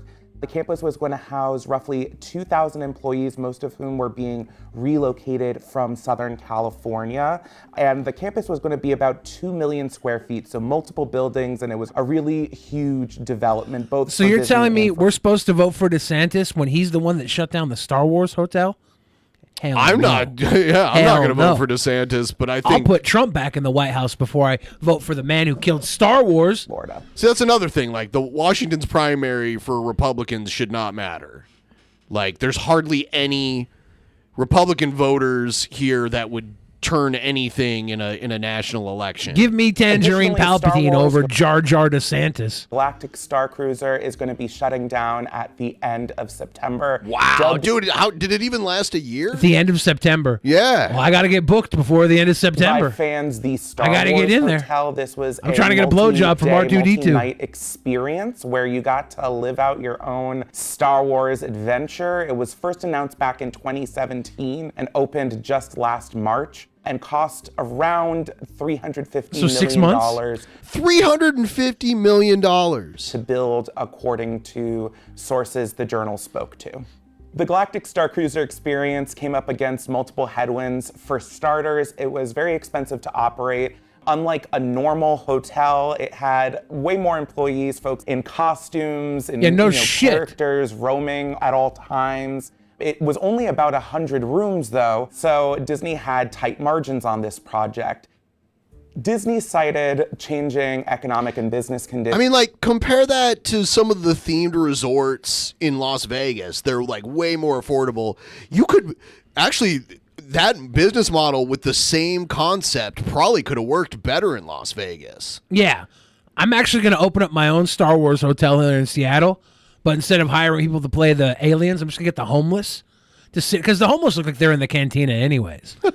They all look fucking nasty. Scum and villainy. I'm going to give them Technicolor vapes. They're going to sit there and vape. It's going to look like a Star Wars scene. They're going to be picking their scabs and shit. It's going to be gross, but it's going to be fun. I'm going to charge a premium, too. Reasoning behind shutting down these two projects. More recently, Disney has announced that they're going to be cutting around 7,000 jobs across the company and shedding around $5.5 billion. Someone says hundreds of millions, 350 million to be precise, and only 100 guests. That's 100 guests a weekend. A weekend is about... You had to buy like a minimum of 2 nights, right? Yeah, I think it was like $3,500 for a weekend package. For like a whole family, or I think it was a whole family. Okay. I think it was like a whole So family. it was like for a room. Was it the size of like a room on a cruise ship? Yeah. Okay. It was like a cruise ship room. It had like bunk beds for the kids and Oh my God. and a bed for the adults. Okay. So it could hold 2 kids in the bunk beds and then a sleep bed for the adults to bang. And they had the full staff there. They had. It was cool. Like if you were a kid, they would run a little campaign around your child that makes them think they're part of the. I'm seeing the universe. I'm seeing 1,300 or 1,200 a person per night. Per night? I thought you got. I thought it was cheaper for a family. I have no. Well, maybe it is. Maybe like a group. Maybe kids get charged less. I would think that's normally how it is. Yeah. Expenses. But it's like whatever. Like if you're a big Star Wars fan and rich, $350 million to build this wouldn't have been a big deal if they ran it for 10 years and kept it. They could have just made it bigger and charged less overall, and more people would have went to it. And then when they're there, they could be selling food and whatever else on top of that, and there'd be more people there. They to do buy that it. at Disney, right? Like that's the Star Wars experience at Disney. There's the cheap experience at Disney, and there's the premium experience for 100 people a weekend. The premium I just experience. don't think it was as good of a model as if they made it cheaper and expanded it. Okay, so it says $6,000 for 4 people based on a 2-night and midweek package. Okay, so it would have been a little more, but yeah, it's. I think the experience itself with all the actors and actresses running it is worth the money if like you're a real big and rich. I think it's even more if than you're- just being a real big Star Wars fan. even There's if you're other not, requirements. even if you're not rich, like $6,000 for your family to do this is not that crazy. Like people save up for vacations all the time. $6,000's a lot. Like How I've much gone, is it- how much I've is a gone to cruise? Europe for over a month and it didn't even cost $6,000 by yourself, right? Yeah. Yeah. So with 4 people, it probably would have cost at least $4,000, right? Well, the most expensive part of that is everyone's individual plane ticket, and it also depends on where you're sleeping too. But it's like it's hard to say. How much is a cruise? If you get it four depends people on a what room cruise. you're in and where your cruise is going. And there's always payday loans. Where you're going and the duration of the cruise means a lot. And in this, you're not even really going on a cruise. You're not really going anywhere. But it's a theatrical experience. Where You'll defend Disney till the end, won't you? I don't have to. They'll never end. They ended the shitty idea that you think was so good. Because of DeSantis. Is also in the midst it was of not a war of sustainable. words and a legal battle with Governor Ron DeSantis of Florida. This conflict started last year when Disney spoke out against the so-called Don't Say Gay bill that Governor Ron DeSantis championed. My job is not to kowtow to some woke corporation in Burbank. If it was California. bigger, they would need My more job is people stand and up for actors the to staff children it. of That's my true. state. It still could have been priced high, yet lower, like than what it is now. And the more rooms, basically, it's the Las Vegas resort model. Those resorts make tons of money.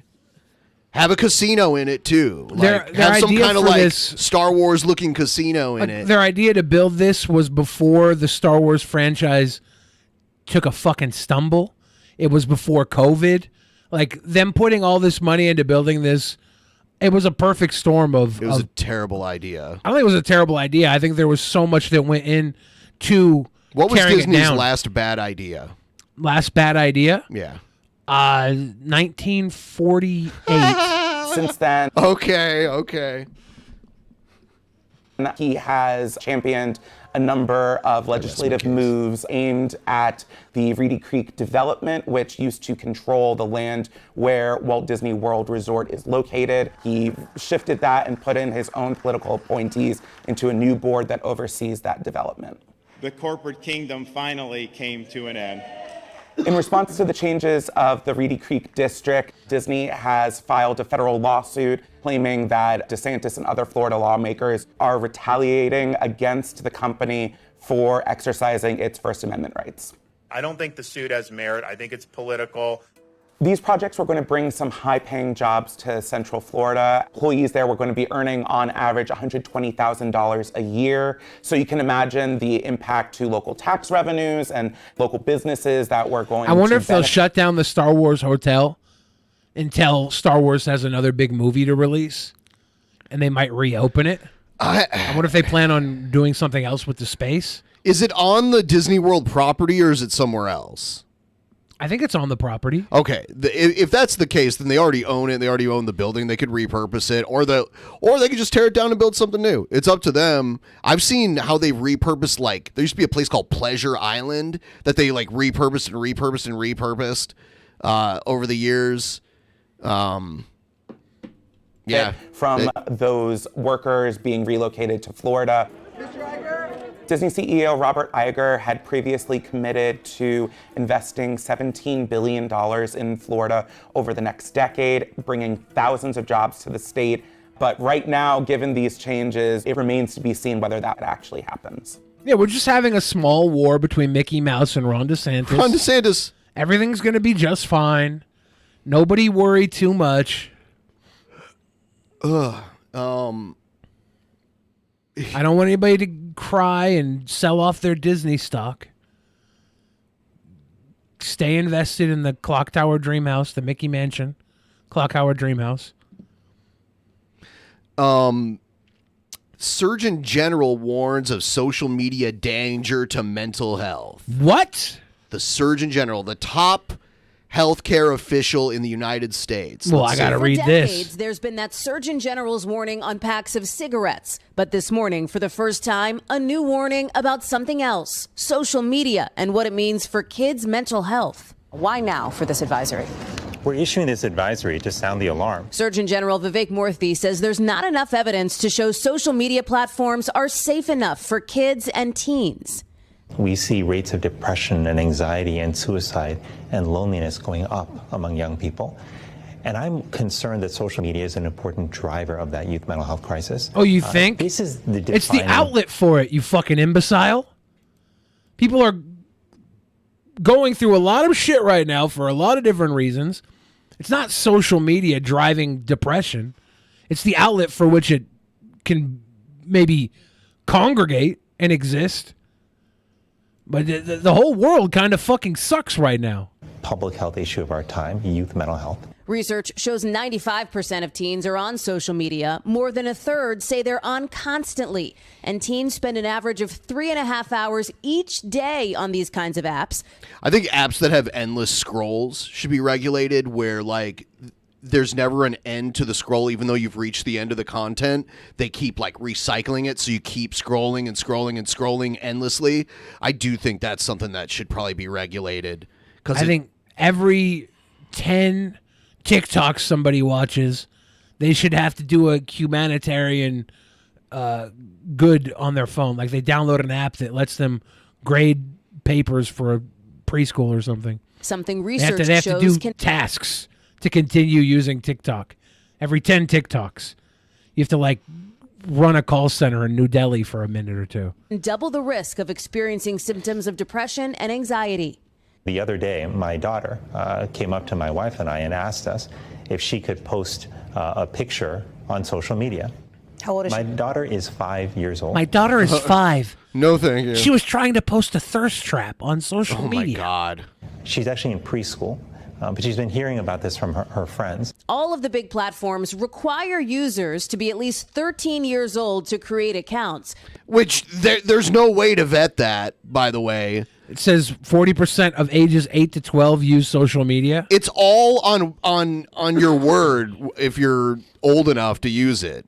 Like, you're not asked to show ID or anything like that. But nearly 40% And you can lie. You can say you're over 18 if you want. of kids ages 8 to 12 say they've used social media too. Criminals. Tech expert Lock Max them all up. Stossel sees it in the conversations he's had in the past 6 years with more than 100,000 students, parents, and teachers.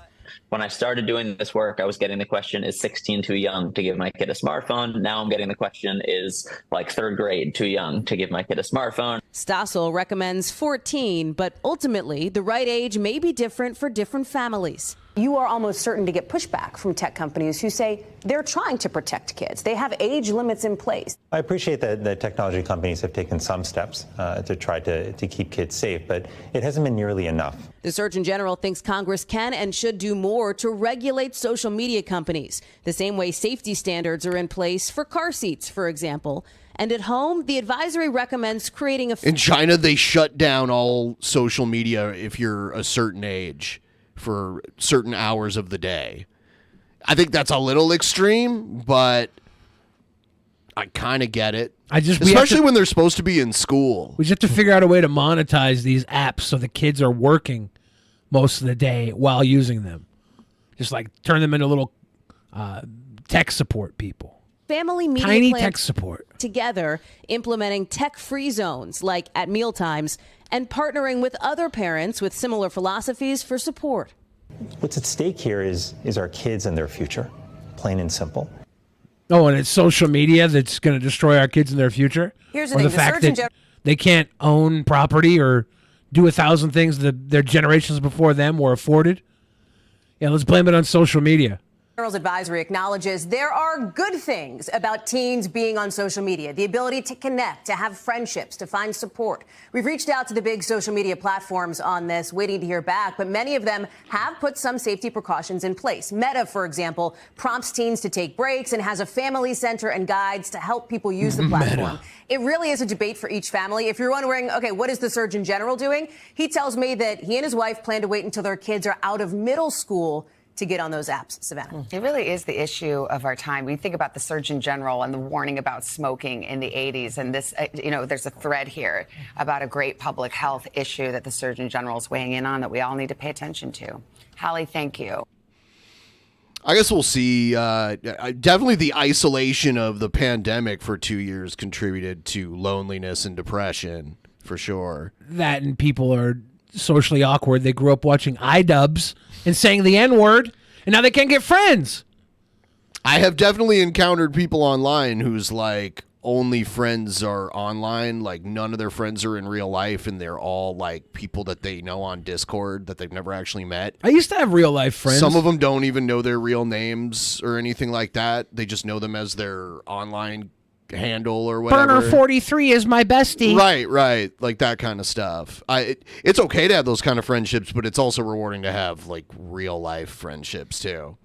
I just want a friend that I could take advantage of, whether it's online or real life. I want to be able to use them for my benefit. Okay. Here is, oh, dude. So someone driving a U-Haul, which by the way has like a speed governor on it, U-Hauls, so you can't like drive too fast with them. They ran a U-Haul into the White House barricade. Oh, was this the guy that had the Nazi flag in the back? Yeah.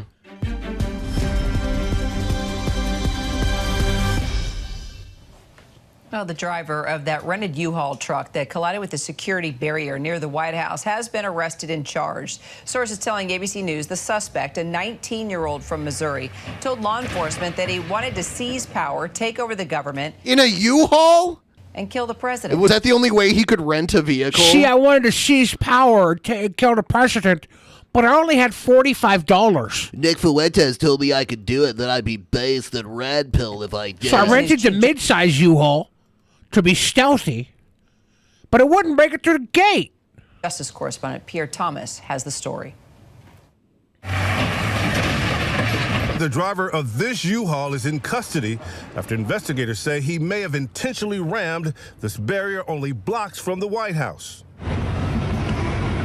Just before 10 p.m., the truck is seen by witnesses speeding in the heart of the nation's capital before veering off the street and smashing into a section of security barriers on the north side of Lafayette Square, across from the White House's north This lawn. person is horribly stupid. Watch as the driver backs up and then rams the barriers. And nothing happens. The barriers don't move because it's a U-Haul.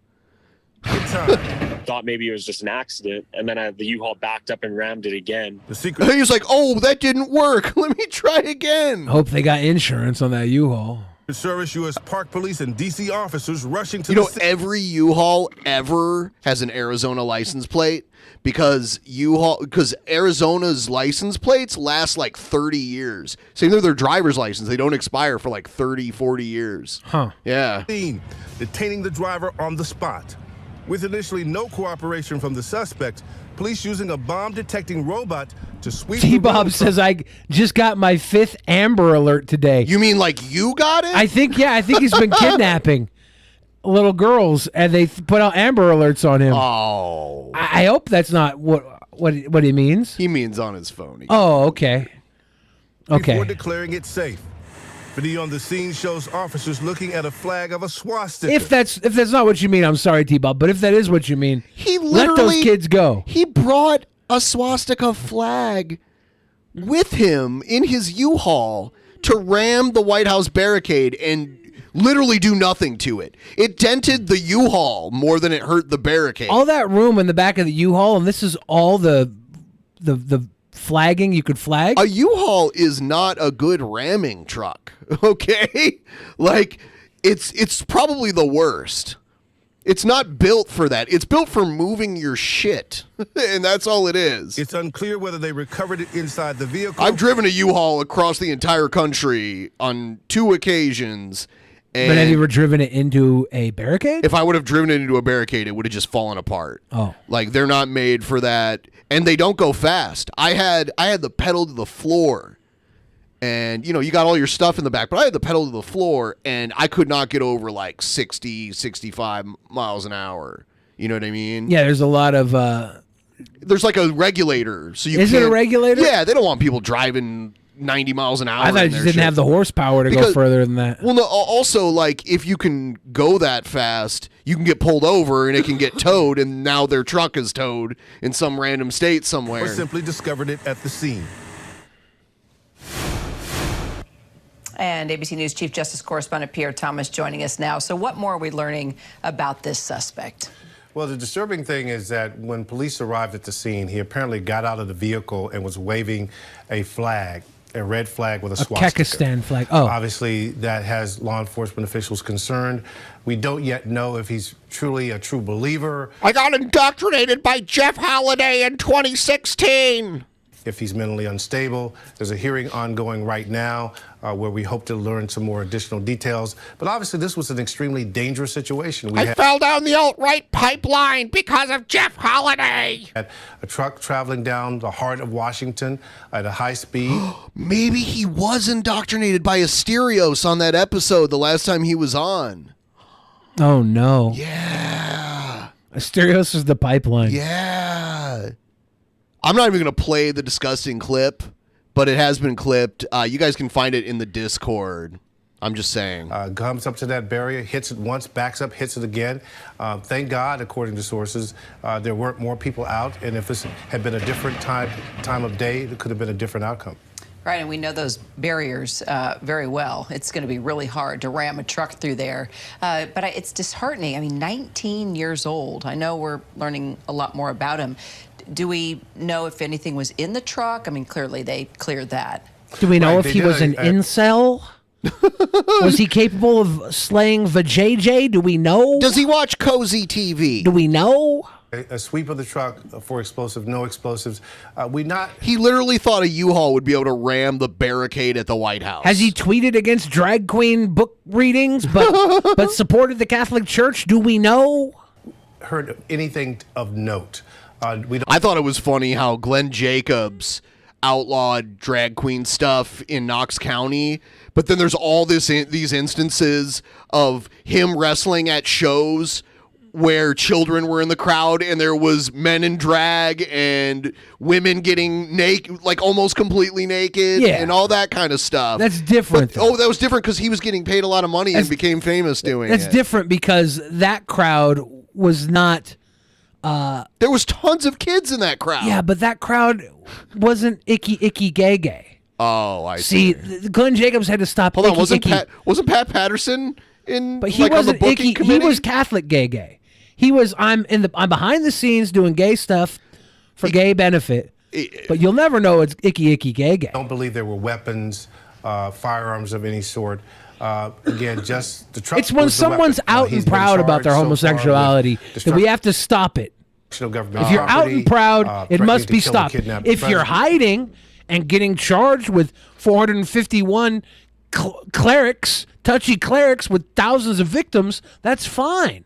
But once you go out in public and go into a parade or something, well, that must be stopped. Everyone like the stream and help us out. If you're out there and you've enjoyed the show for years, or maybe you're a newer viewer, click that link. Send us a couple bucks. It helps keep the show running.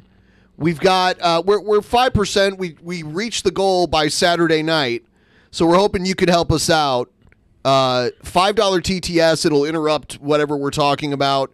We're gonna do a post show after the next episode, but tonight we're just gonna run a little longer than we would like the post show time, and we're hoping we can get a tip train running here at the end because it's very helpful that we be at least half of the way to the goal by Saturday night. Just asking nicely, if you could, please. What is this? Oh, check this out. Noodles says, talk about the million of people that will be felons on May 30th. I don't know what he's talking about. I don't know what you're talking about. Alleged drunk driver who crashed into Santa Rosa home is sheriff's wife. Uh-oh. Getting back to today's DUI crash investigation in Santa Rosa, the Sonoma County Sheriff Eddie Ingram calls today's arrest of his wife appropriate. Her car crashed into a home early this morning on Beaumont Way in Santa Rosa. KTVU's Alyssa Harrington is live in Santa Rosa tonight after speaking with the woman who was inside of the home when all of this happened. Alyssa. Well, Christina, behind me is the house that was hit, and you can see that a police officer is there, right? People are saying the pistol brace, what? It's like a gun accessory that's about to be illegal? I wonder if I have one of those. I don't know. Yeah. Is it even fair for me to be a felon if I don't know what type of gun I have? I mean, that's not fair. Is it just like, is it going to be retroactive? Because like we have an assault weapons ban here, but if you already own one, they're not going to take it away. You just can't like buy a new one and register it. Why should I have to know what type of gun I have? This is America. A husband and wife were inside when the driver barreled into the living room. I talked with a woman who that was would be hurt. so She terrible. said she has been left traumatized. I'm kind of still in shock. 58-year-old Lori Johnson said she was sitting in her recliner in the living room of her It's Santa so Rosa terrible. home, watching. You're chilling in your living room, the place where most people feel like the most safe. Yeah, you probably get a little hand job under the pillow while you watch Ryan Just Seacrest. before 1 a.m., she heard the sound of a car engine, and then headlights came crashing through her wall. And then this massive boom with my television is a 75, 80-inch coming towards me with debris So it's and 3D 2x4s effects. with nails. I'm pinned to the chair with my little dog on me. Your little dog, and just too. Screaming. A Tesla Model 3 crashed into the front of her Was house. it drive? I wonder if she was drunk and she was letting it drive itself. Taking down Well, some tree branches I feel on like the it way. would do better if it was self-driving. There's been a few instances of Teslas totally shitting the bed with autonomous driving. Johnson shared these pictures from inside her home that show the extent of the damage. The driver of the Tesla was identified as 47-year-old Natasha Whittinghill, the wife of Sonoma County Sheriff Eddie Engram. In a Damn. statement posted on social media, Sheriff Engram wrote, "As a husband, I am greatly concerned about my wife's well-being. As a citizen..." Well, you know what? At least he didn't try to hide it. He's actually making a public statement about it. And sheriff, I am also concerned about the well-being of the person inside the home who suffered injuries. So who Johnson wins, was the taken sheriff to or the husband? Hospital. She said she hurt her knees and has cuts all over her body from shards of glass and debris. A neighbor's doorbell camera captured the moment the Tesla jumped the curb, then flew into Oh my God! You see how fast it was going? house. That was the hardest. Yeah, that was. It kind of puts it in I perspective. wonder, do you need like homeowners insurance to pay for that? Well, you would have to like take them to court for the damages to your home. I think, but the homeowners insurance would help get it fixed, and then you sue them to pay you back. you think the car insurance has to pay for that, or I don't think so. I don't think car insurance usually. I don't know. property damage liability, right? It's only up to a certain amount. But I would think normally that has to do with like other lucky I am. cars. But yeah, I Because guess. she didn't stop. Johnson said her neighbors rushed over to Holy help, and fuck. Whittington got out of the vehicle.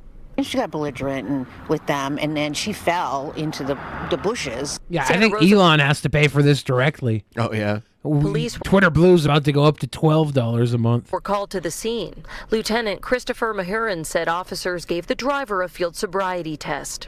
And there was no request for special treatment. She was booked into the jail.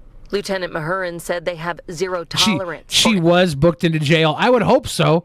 The car's about 6 feet into the fucking She could house. have killed somebody. I like how the car like went right into the house, and like you could see the wall panel on the side of the house. Like it kind of like perfectly went into the house. It was going really For the drivers. He said officers did test Whittinghill's blood alcohol level, but said the results could take a couple weeks. The What? blood, we did Hold test. on. That does not take a couple weeks. We did test the blood alcohol level, but after 2 weeks, we realized we accidentally tested a bottle of peach whiskey from King Cobra's house. But all That's these most cases, definitely we what's treat up, them Tubes. just like we would treat any other citizen that was involved in a DUI collision. This case is no different than that. This individual was found to be probable cause. How does it take weeks to test for alcohol in blood? Well, because her husband's the sheriff. That's what I'm saying. So they made sure to make it go the long way around. Right. To arrest her for felony DUI. Felony DUI. I did reach out to the Sonoma County Sheriff's Office to request a mug shot, but they never returned my emails or calls. Reporting live in Santa Rosa, I'm Alyssa Harrington, KTVU, Fox 2 News. Yeah, just grateful that nobody was seriously hurt in this. Alyssa, Yeah, if live in Santa the Rosa, thank you for woman in that her report. house would have gotten killed, she'd probably be facing like manslaughter. Yeah, I don't think the vehicular TV was homicide. that hurt. The TV looked like it wasn't even that hurt, right? I don't know. Probably watching Arrested Development on that television right now. New at 10, a tow truck driver deliberately runs his vehicle into an SUV at a gas Lots of car-related running. What's up with that? station in Oakland. He says he did it to protect a Oakland? woman who he says was about to get In robbed at Oakland? gunpoint. KTVU's Amber Lee joins us live tonight from Oakland. He's a after hero. Speaking with the driver, Amber. Mike, the tow truck driver, tells me he saw the suspects trying to break into parked cars in the area before they tried approaching the woman at the gas station. He told me he simply couldn't stand by and do nothing. I made contact with their car and I pushed their car all the way out of the gas station. I'm trying to disable their car. Andy, who asked me not to give his last name, says You're showing your face, dude. Like, it doesn't. You've shown your face. It doesn't matter. I'd like to not give my last name, even though I have my work name and number here. Right. And he showed his face. His tow truck to get the thieves in an SUV away from a woman. It's like, if you want to remain anonymous, just don't do this. Please news story. don't use my last name, even though you have my work number right here. Who was pumping gas at a service station on Hagenberger Road near Oakland International Airport. Andy says he saw one suspect with a gun get out of the SUV and was about to approach her. The best thing that I can do is... It'd be funny if you had a name tag on that had his first and last name on it. His last name is Rigmarole. To try to be Andy Rigmarole from BG Towing citizen. and Transport. To stand up for what's right. And whether sometimes you gotta stand up for what's right. Sometimes you gotta drive at high speed for what's right. Somebody out on the side of the road. Andy didn't stop with hitting the SUV. Oh my God! This video posted on social media shows the tow truck following the vehicle as it circles back and picks up one suspect who fell to the ground injured. What if he doesn't care about his identity and he didn't want them to use his last name because his last name was the NF word? Just to get into the SUV with the tow truck he's close like behind. no longer Andy, held to that last name the way iDubbbz no longer is held to that word. he says he never hit the suspect. He could be woke. One business owner who uses Andy's towing services says he witnessed part of the incident. He supports Andy. For those out there who are committing crimes should learn from this message that there are consequences for committing crimes out here in the city of Oakland. Hell Andy yeah. tells me he followed the suspect vehicle. You should know not to commit crimes in Oakland. If you want to pull this shit in Oakland, no, there's guys like Andy who will fuck you up. To try to get the license plate. He says he went for about 2 miles before turning back to check on the woman who had been targeted. I look at that as being my sister, my mother, my grandmother, or anybody else. I mean, or anybody else. My doctor wife. Andy says he first saw the suspects trying to break into cars across the street at the tow yard where he works. He says he took these photos of their SUV and told them to leave. It appears the vehicle has California plates 6ZNC931. He says they brandished guns and threatened him. We're going to lay your old ass out. I was like, okay. He says He's like, all right all then. four men left You gonna in the fuck with SUV Oakland Andy? We went gonna do across the this. street to the Oakland gas Andy. station. Oakland Andy I'm don't fuck sad that around. It has to come to this point, and I'm sad that, I mean, one of them got hurt. I mean, but how many other people have they hurt? The epitome of evil is sitting there watching something wrong and never doing anything about it. Andy tells me he doesn't regret what he did. He says if he saw someone else being victimized, he would try to help. He would do it all over again. Mike? Mr. Plow, that's my name. The name again is Mr. Plow. So I'm going to run to the bathroom, but when I get back, someone sent in a video about Bob. And Bob's here, so he can address it. Streamlabs is busted again? What? I knew something was up. Is it really? I knew it. I knew it must be Somebody busted. test that theory, please. Let me pull it up really quick. I knew it must be busted. Damn. How is it busted? It's bussin'. Oh, it looks like it's... Yeah, it's... It won't let... It doesn't give a PayPal option, is what I see here. I see DJ Fix Soul threw a poot at us 4 minutes ago. Yeah. Rat Lord Alcaraz threw a poot. Yeah, because I'm going to the tip. Well, let me see here. Mm-hmm. Yeah, I don't see a PayPal option. Or is there one? Someone let me know. Someone try it out. Could you refresh the goal real quick and see if their things will go into the goal if you refresh? Oh, are they saying they donated but it didn't go to the goal? We have 2 donations that Rat Lord and DJ Fix Soul both sent in some poot donations. Oh, is that what they're talking about? Well, I don't know if it's not going through or what, but it says here that they donated and it's not part of the goal, so I don't know if you could refresh the goal and see if it's even showing up? Here's the refresh.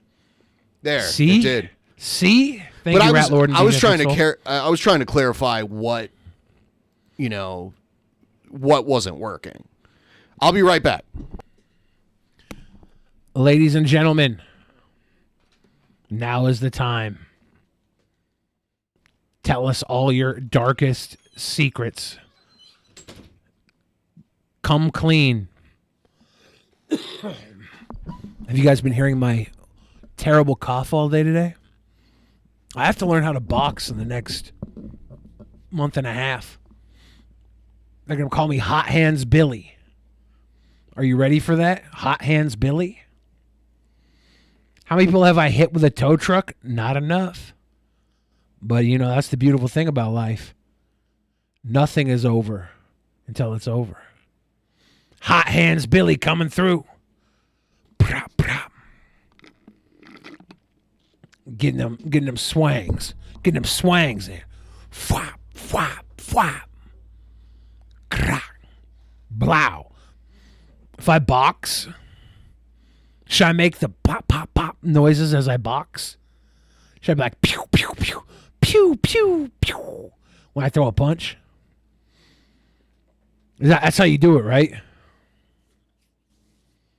Mm-hmm. A little hot ham and cheese sandwich. Boxing is easy. You just use your fist to hit people. I could do that. That sounds easy.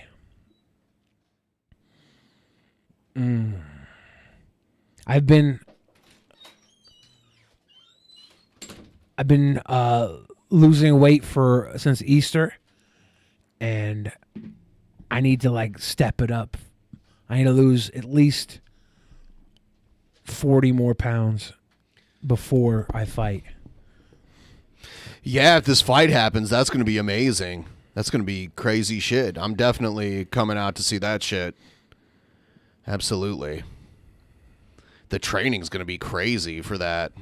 Do you know who you would train with? No. No, I don't. But it looks like Keem wants to make it happen, so it's probably going to happen if they can find someone to fight you. It might be as early as July. What? Yeah. So you're going to go in there with not a lot of training then. I'm just going to go in there ready to fucking win. Well, if they match you up with someone, it's got to be someone with the same experience level then, right? Probably. If you don't get the opportunity to really train, then you're just going in there. If they put you up against another person your size, but they have boxed a bunch of times or something, that would be. I probably shouldn't fight Butterbean, is what you're saying?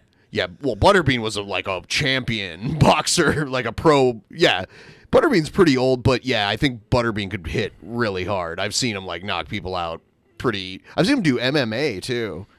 I probably shouldn't fight Butterbean then. Yeah, because he'll get knocked down. I'll be like, get up, you bum. Wings of Redemption can't fight right now. Wings has to. That would have been the perfect do one. some back surgery stuff or something. Yeah. There's something he's got to go through. I'm not sure exactly what it is. That makes Box sense. Pimp Monk. Pimp Monk said he would box you. He did say that. Yeah. Pimp Monk should put out a. He is big enough too. He should put out a TikTok. He should put out a TikTok video calling me out to Keem. You could tell Keem that you could show Keem how many followers he has on TikTok. You should just tag Keem in a video and say, "Let me fight Billy. Let me fight Billy." That would be a good one. Honestly, it's funny. Two people I know beating the shit out of each other would be. I like to think that I would put him down easily. He would think that too. He would think that too. I'm saying humane. Wow. I would put a little pillow under his head and just. Oh my god. Give him soft little punches till I go night night. Just cute little soft punches. Man. And he would lay down on the pillow. And he would snore like a little chipmunk. He'd be so comfy. He feels so comfy and warm at my feet. Let's do this. It's Bob. The title is Bob Gets Called Out About His Gay Tendencies. Uh-oh. Oh. Who the fuck is that? The Grand Wizard. I don't know this guy. What's up, Wizard? Nah, you know who I am. Yeah, I think you know who I am, Bob, a little bit. I don't know who you are. Tell me who you are. Well, they call me Granny. Granny? Yeah. Granny loves anal. Oh. All right. Yep, there ain't no challenging this guy to the Trump for Bob Butthole challenge. Bob's already declared a victor. For Bob challenge. It's a butthole challenge. What do you mean? What's a butthole challenge? Oh, this guy's just learning about the butthole challenge. Uh-oh. Let me explain it to him, because it's my thing. Some bunch of people came up to me years ago and said, Bob, how would you cut down the fucking sex problems that we're having with the Catholic Church in our schools? Oh, it was a solution to I didn't Catholic realize abuse. I didn't realize he was going against the Catholics on this. That's interesting. And I said, well, I think you could cut 80% of that crime out if you did the Trump for Bob Butthole challenge. So everybody who does not have an intact butthole, they can't be teachers. That would cut it out. But what if they're always the top and never the bottom? Yeah, I don't think this fares very well in the case of abusers. How many bottom abusers are there? Where they're like, I mean, they're just like, some people are switch. They're like, come on, bang me in my ass. That's like, I always assumed abusers were more dominant in their predatory nature. Maybe I'm wrong. Maybe I don't know. Maybe it's time for us to learn. So it became known as a Trump for Bob Butthole challenge. So if your butthole blown out, you don't pass the test. All right. All right. Bob's in the chat says he owned him. Let's see. Stupid shit. Anyway, a bunch of gays made a big thing out of it. And I also came up during that same fucking week, by the way, where the war was going on, right? And I was pointing out, if you guys want to get information out of a bunch of Muslims in Guantanamo Bay, y'all are complaining about waterboarding. How about we build a fucking pleasure machine for them? Oh my God, I've heard this one And before. they said, what are you talking about? Well, you know, pleasure machine. Let's pleasure them into telling the truth. All right, let me ask you this. Wait a minute. So you can't complain about somebody who's pleasuring people by force, because that's not torture. It's something else that I don't want to say because I want to stay monetized. Right? It's not torture if you torture them with pleasure. But fucking isn't pleasuring to everybody. Well, okay, but here's the deal. Okay, but here's the deal. It is to me. What? Pleasuring them. I did in a way. So you got a dunking machine. You put them like on when you dunked in the water, but instead you got a big round wheel under there, and every time it turns, the dildo gets a little bigger and thicker around. And let me tell you, you start out with one that's lubricated, then you start out with one that's got fucking sandpaper on it. Sandpaper on it. Oh, Jesus. Sounds like torture. You end up with one that's lubricated with some goddamn alcohol on it. Holy or fuck. salt water too, a lot of salt. It Bob is doesn't like matter. the Leonardo da Vinci of butt stuff. But either way, you keep doing this. Let me tell you what would happen. Boop, boop, boop. The first goddamn Muslim that you dunked on that motherfucker, not only is he guaranteed to be killed to death, most likely, but What the fuck? all of them That doesn't help get information. You know, if you want to get information out of them, you got to kill the first one right off the bat with butt stuff. Someone said Streamlabs ain't working. Is that for real? Man, that's messed up. Has anyone confirmed that? We definitely got another dono that didn't come through. Okay, let me clarify. What is not working? The actual donos or the tip? Like, Well, the donos are coming through. So, like, if you refresh, it should go up about $18, I think. Huh. That's weird. The oratorical says, I used to be an adventurer like you. Then I took an arrow to the knee. Yeah, let me fix this because I can. I'll. goddamn Muslims are gonna fucking talk. Screaming Phoenix says, Ben Sounds unironically right. remembers Chernobyl. LMAO. Can you imagine remembering Chernobyl? I don't remember Unironically? when was Chernobyl during my lifetime. For Probably, real? yeah. But that's like a thing the kids do now. Is they'll be like, Billy unironically remembers 9/11. I'm like, yeah, you're young.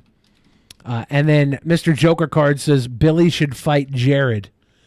Damn. No one, just like EDP, no one wants Jared. Even less want Jared. Like, but by the way, I was alive when Chernobyl happened. It happened in '86, so I was 5 years old. Do you unironically remember it? No, I do not remember it. I unironically remember Chernobyl And somewhat obsessed as a with 3-year-old. Not really. Here's the deal with 2-year-old. religion. No, not So, really. But yes. Muslims kill gay people. They ain't none of them gonna want to go in front of all of them thousands of fucking Muslims and get dunked up the ass on that motherfucker. So let me tell you, they know that's the death sentence for them motherfuckers. Or they're gonna have to be bellboys after one of the two. So this was my idea also along the way at the same fucking week when these people asked me questions. The one that became popular was the Trumpster Bob Butthole Challenge. And I love how it's Bob. Isn't it? It's weird that you brand it with your name. It's the Trumpster Bob Butthole Challenge. Like you're the sponsor. Of That's it. a Texas thing, though. Like they have Uncle Willie's barbecue sauce. The Trumpster Bob Butthole Challenge. They got Grandma Annie's blueberry pie. The Trumpster Bob Butthole Challenge. That's the Texas thing. they tried to turn that against, oh, Bob hates gay people and that kind of shit. I don't give a fuck if you're gay or not. Let's be honest about it. People. As a gay. No, you be honest. He's like, I don't hate gay people. I just think torturing via homosexual methods is better than torturing via regular torture. It just sounds like you're trying to make like a butt fucking wheel of torture. It is. It really is. It is. But in a way, you can be construed as a pleasure machine. Well, but you've got it. Bob's idea between torture and pleasure, it's too close. Well, some people they're the same thing. I guess so. For some people that are into like BDSM and stuff like also that. Understand their stance on that you have designed a butt fucking machine, which kind of makes you it's strangely obsessed with butt fucking. Yes, Right. Leonardo da Vinci of butt fucking. Yeah. Trumpster Bob. It really is. No. He said, yeah, it really is. Yeah, no, really, I am. Couldn't agree to that. But, yes. No, I do agree with that. You're obsessed with butt fucking, is what you just No. agreed to. That is what you just agreed to here, Bob. He's like, no. no. That's not what I meant by that. I love that. Somebody clip that part. I'm just obsessed. the part where they're like, "You're obsessed with butt fucking," and Bob's like, "Yeah, I'm obsessed with sexual torture." we need just a clip of that." That's what you just agreed to. No, what I agree to is this. I'm gonna stop telling you what you just agreed to. You kind of did say that you were obsessed with butt Oh, fucking. okay, Anyway. okay. He's like, But okay, you got me. I love it. I salivate at the thought, of course. What I'm saying is I agree. It is extreme in the way of butt fucking. It is. All right. Can't get around that because it is. You can't get around it. Now, with that said, if you were a Muslim and you were a straight guy with an intact butthole, and you could never be seen taking it up the ass voluntarily, you're gonna tell me whatever the fuck you know about your enemy. Or they'll make up stuff. No, I mean, like, torture has been proven to get fake information from people who don't actually know that much, but they tell you a bunch of fake stuff so you'll stop torturing them. That's been proven. Locations. I think there's other means. And a lot of people will lie to somebody in order to get sex with them. So if they are into this pain for pleasure sex machine that Bob's created, they might lie about certain terrorist acts just to get a ride on the sandpaper whirlwind. I mean, we don't have to go straight to butt fucking. Like, that's generally not like something you go directly to, Bob. Is that true? You know what I mean? What the Like, fuck? you don't- What's you don't have to- foreplay? What's foreplay when you're hot and ready? blowing each other. I'm balls deep in the asshole. If I'm gay, you're not gay, and that's why you don't seem to grasp this probably, concept. yeah, I guess. Yeah. And that's what I'm. There are plenty of gay male couples that never do butt stuff. Weird. It's not weird. It's weird to me. That's because you have this idea in your head that, like, since you were a little kid, that gay guys butt fuck each other. Yeah. And that's not necessarily the case. No, I'm not saying you're wrong. To me, like, in my mind. I know, I can tell. I've been sitting in this room talking to you for balls years. Deep in the butt, you know? Okay, here's what you don't understand. But here's what you don't understand. At the time, I was supporting. Billy didn't learn this from the Bob. He was waterboarding saying this kind of stuff before Bob came around. because I've been balls they couldn't deep in the get no butthole mentally information out of these well before Bob. motherfuckers, whatever else they did. So they went and slowly moved it up. They did the showing them the pornography, had them tied up where they couldn't even jack off, and they was torturing them like that. I think Bob's just writing screenplays in his own mind, and this is like what he would direct if he was the director of pornography. 50 Shades of Bob's Gay. graying beard. 50 Shades of Gay. And they were torturing him with waterboarding. That was the other form of torture they were doing in Guantanamo Bay. I'm in support of all of that. In fact, How do you know if they're lying, Bob? If they lie, then dunk them. How do you know they're lying?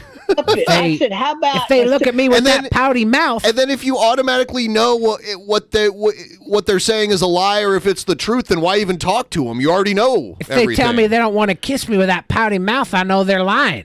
And then I dunk them.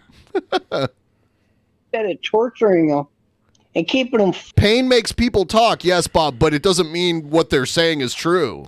Pain makes people talk. And Trumpster Bob's pain makes people sing. It makes them talk. They'll say anything to make the torture stop.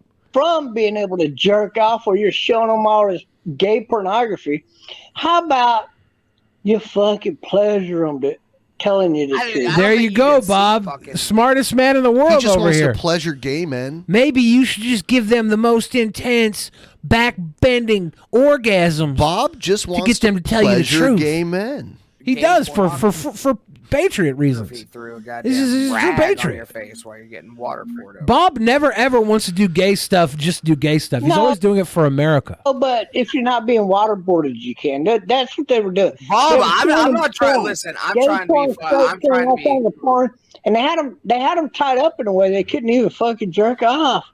Bob, I'm trying to be completely fucking honest here, dude. You seem somewhat obsessed with fucking dudes in the ass. Listen. No, I'm on another topic Now, we have a pretty sex-positive audience. Is there any benefit to waterboarding the pussy? No. You've got a No, dude no, fucking no, wheel. We're on another topic here. You're getting on No. You've got gay porn going. Like I don't got no gay porn going. know what? You're I the got one that. I got no gay porn going. None. No, there will be no gay porn. It kind of sound what you just described, Bob, did sound like gay porn.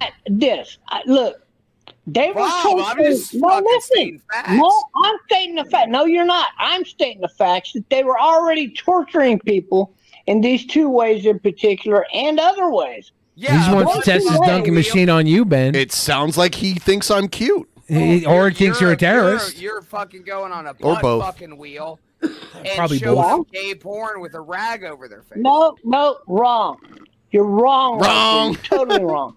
I'm saying You that said both of no, those things. No, you won't let me talk. Let me Ooh, talk. no means no. Let me talk.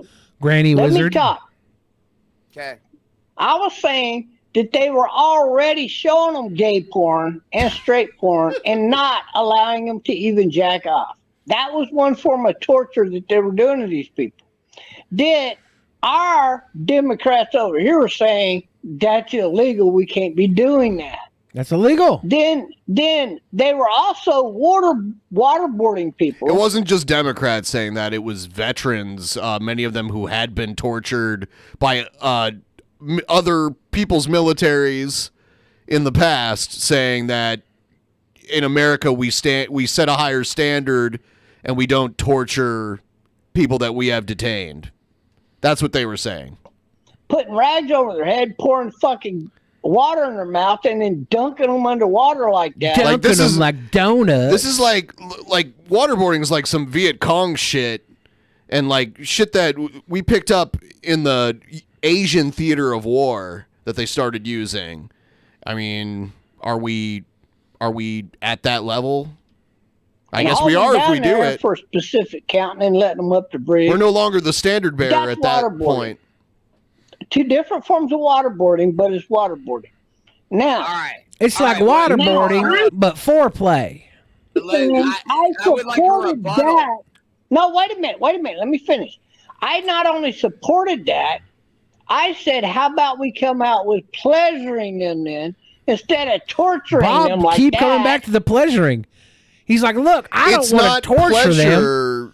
them. I want to jerk off the terrorists. You're gonna find the majority of them would not appreciate it and think it's pleasurable. How about I want to jerk the terrorists off, look them in the eye, and say, "Fuck! I'm gonna fuck you till you love me, terrorist." Bob, you have no way of knowing if I'm telling the truth or not, so I could just tell you anything. He'll know if he's jerking you off.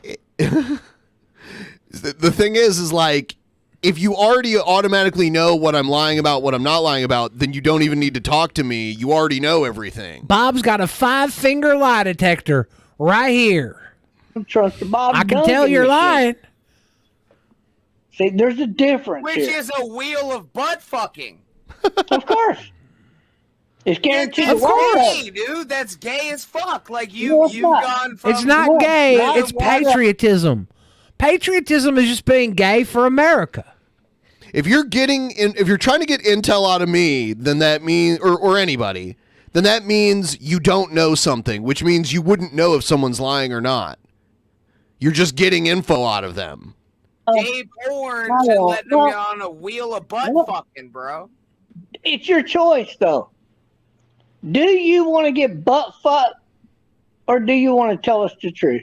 That's not your fucking choice. So I got a DM from Fixed Soul. I see a wheel of dildos that was made in the 1600s. It's Bob's stealing from the Middle Ages. It's like the Crusades or something, Yeah. like the Inquisition. Yeah, Bob's just stealing old They beat tech. you to it. The Catholics again, Bob. Wow, this is old tech, Bob.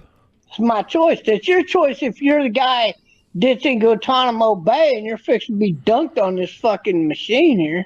And your choice is to let them get butt fucked, which is gay as fuck. It's And from the not Sex only Machine Museum in Prague. you say that, That's what's you're up. Showing them gay fucking pornos. They had a torture museum in Amsterdam while I was there that had all these different instruments of torture from the Middle Ages. No. It's pretty crazy. Which disagree. they don't have a choice of. Here's what I'm saying. You've already shown them the gay porn. You've already waterboarded them. None of that works. You've They're already not took them to telling you dinner, to the nothing. movies. Bought them a nice I'm stuffed saying animal we and can a do away with Coca-Cola. all of that form of torture. And you dunk one motherfucker on a little bitty tiny dildo that fucking big right there, big as my pinky, up his ass. They're all going to start talking because at the other end They'll of that start talking, wheel, maybe. there's a dildo that is 30 inches fucking long. You've got measurements on the cocks, and this Yeah. isn't gay to you? No, not at all. If you've got measurements on the cocks, Bob, I believe you're the gay one here.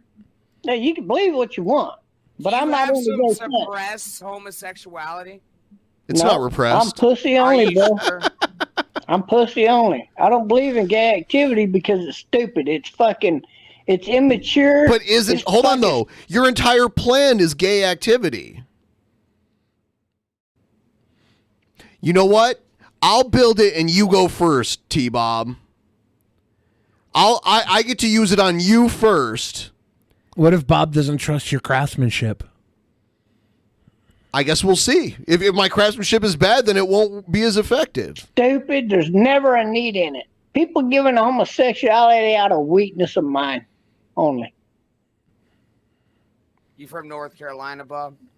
Nope. All right.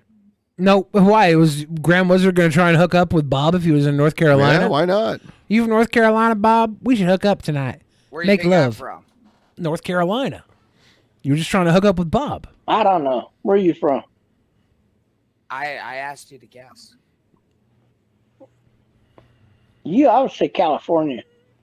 Yeah. Oh. He thinks everyone's California. But he thinks everyone's gay and California. Yeah. Are you kidding me? Yeah. Or Oregon. Highest up. No, you're fucking way off. And your fucking homosexuality is a fucking stain on our goddamn You're the one Confederacy. that come out here with you like anal sex. I'm not gay. I never fucking said that. You had a wheel of fucking butt sex, Bob. You did. That's You true. came in here. No, You fuck said- you. There was a wheel of You're butt the sex. one that had a love wheel. anal sex. I don't want to and hear it. literal- You're a You had queer. a wheel of butt sex, Bob, and I'm the fucking gay one. You're I never gay. said I need a When you came fucking in wheel here, you of butt said sex. you like anal sex.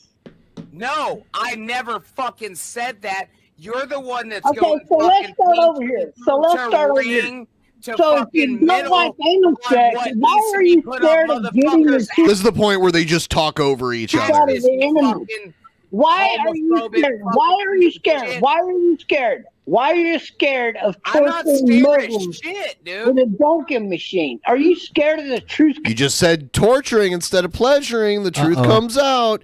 It is torture. Torture is never justifiable. Coming out? What truth? That you like to butt fuck dudes? No. As soon as if you were a Muslim and you seen another guy dunked on that little machine, and you seen that little got real big, real fast. I'm not gonna watch a guy get butt fucked, Bob. It don't matter. Like, It don't what matter. You understand? Yes. Screaming Yes. Phoenix gave another $5 dono that didn't show up. Here. And I don't said- know why it's not working. That's It trash. said Ben unironically remembers when CDs were invented. Damn. Invented. What year were CDs invented? I remember when they were normal. Like that was the main. I Audio unironically media. remember when you could buy 12 of them for a penny and then never pay off your commitments to Columbia House. Columbia House. Yeah. Excellent.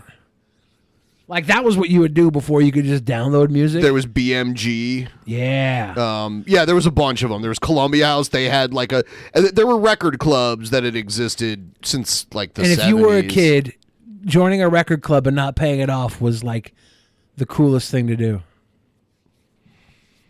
Like I just got 12 CDs for $1.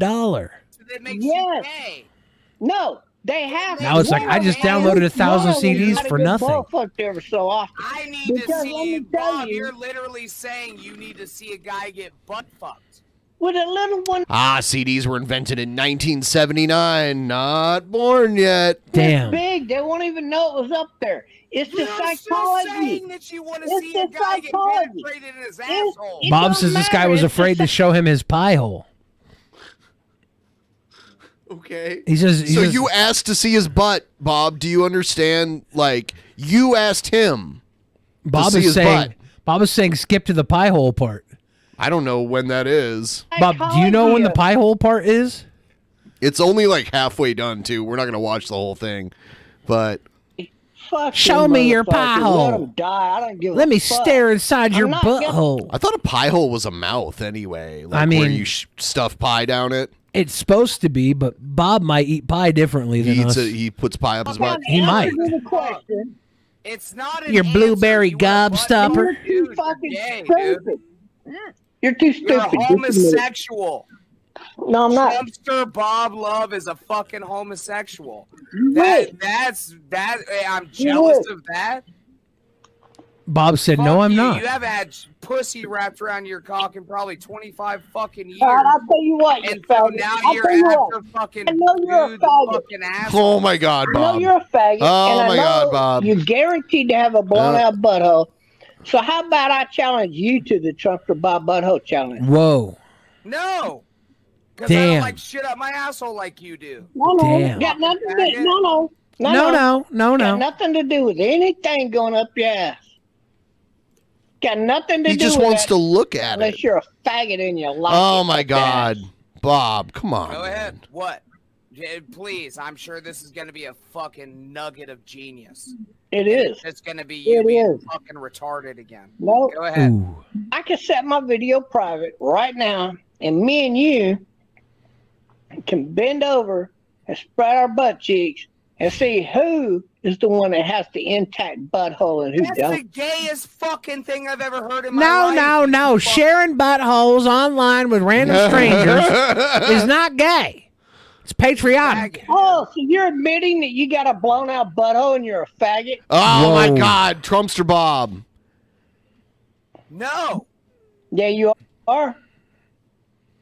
You want to Trumpster Bob. Why keep using that word? Hold on. You got a You man wanna thing. go on You got a stream blown and out spread butthole. You're scared to prove that assholes. you got an intact butthole. I got an You wanna intact butthole, You want to motherfucker. go on fucking stream and Right. spread assholes. Right. Right. No, that's what I said. right. Yes. That's what I said. Finally, you're right. Totally not gay. What a fucking faggot. Oh my God. Now, all right. So you guys are just. See proof. You tell me that you come up here with your anti-straight bullshit, accusing me of being a fucking. Your anti-straight bullshit. You come over here with your anti-straight bullshit. You won't even show me your butthole. And I have to give you pro-gay realism to prove a point. Yes or no? Yeah, and you're fucking a faggot. Oh my God. So This is just, it just keeps going nowhere. Yeah. At this point. But yeah. I would like to apologize to our audience for the words used in that video. When someone who's not like a doctor and they're like a random person online wants to look at my butthole, I think they're gay. I don't judge. I just show whole.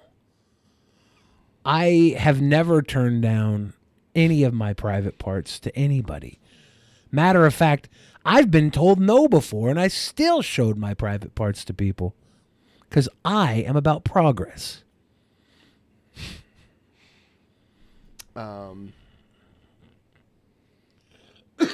Here's a promo from Cheers. Here's a promo from Star Spangled Luchador competing in Actual Mania coming up this Friday.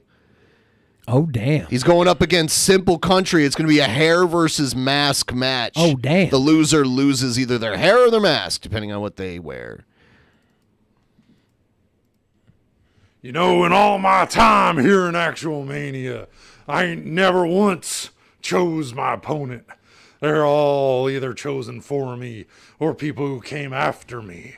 Oh, on my very first match, Lord Magicalus, he came at me.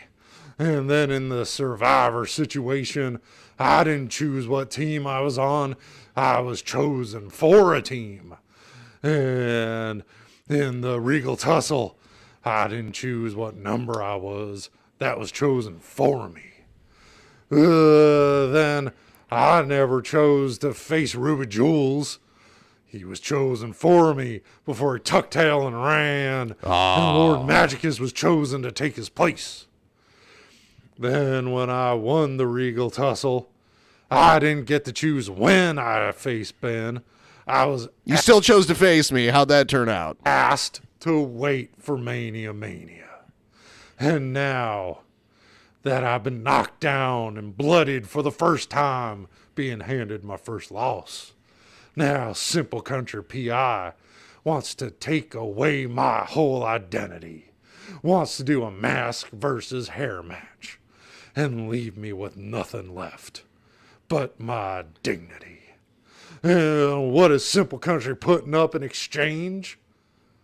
Hair? Hair from the guy that we've only ever seen wearing a hat? You could see that he has hair. What hair do we know he even has? Just a little scraggle a bit hanging out from under the hat? Damn. Oh, as far as we know, he looks like Cyrax under that hat. Oh my God. No. Scabs. Ugh. No. You might have your hair to lose, but I have everything to lose. But that's all right. Because the Star Spangled Luchador ain't never back down from nobody. Never will. So that's what you want to do.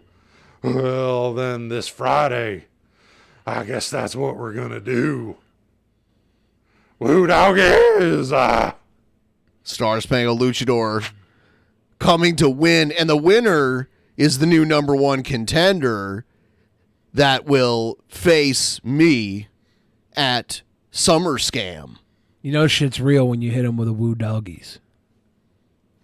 Woo doggies. That's the only promo I have. I'm hoping they'll have more. They will have more. Yeah, get your promos in because it's coming up this Friday here.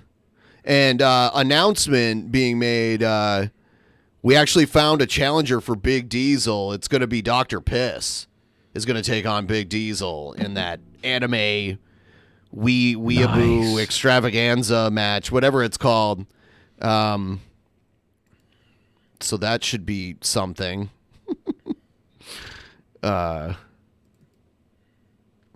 This Friday at Actual Mania. Yes. Actual Mania. Currency in the account. Roger Wilco says the mask guy blew both Bill and Ben behind a dumpster at a meetup once. I don't know if it was that mask guy. It was a mask guy. All masks look the same to me. Yeah. A lot of people think I'm racist because I think all masks look the same. I don't care. Screaming Phoenix donated $2 and said, Ben unironically saw Who Framed Roger Rabbit in theaters. I did. It was good? Yeah. It was good. I mean, it was a huge thing, too. It was good. I mean, that scene where Bugs Bunny and Mickey Mouse are there together, no one ever thought anything like that would happen. That was a big deal. Yeah. It was very well made for traditional hand-drawn animation over film, live action film. That was a very ambitious project. Yeah, it was cool. Had a lot of good talent in it as well. Yeah. Our boy Christopher Lloyd hitting it out of the fucking park. Playing Judge Sludge. All masks look the same to me. Billy 2023. Yeah. You want to fight me about it? You want to show me your butthole to prove that you're not a terrorist? Oh damn! Do I box T-Bob in Nashville? You gonna box Bob in Nashville on the card? Yeah, Bob, get ready. You're gonna get a whomping, Bob. Get a whomping.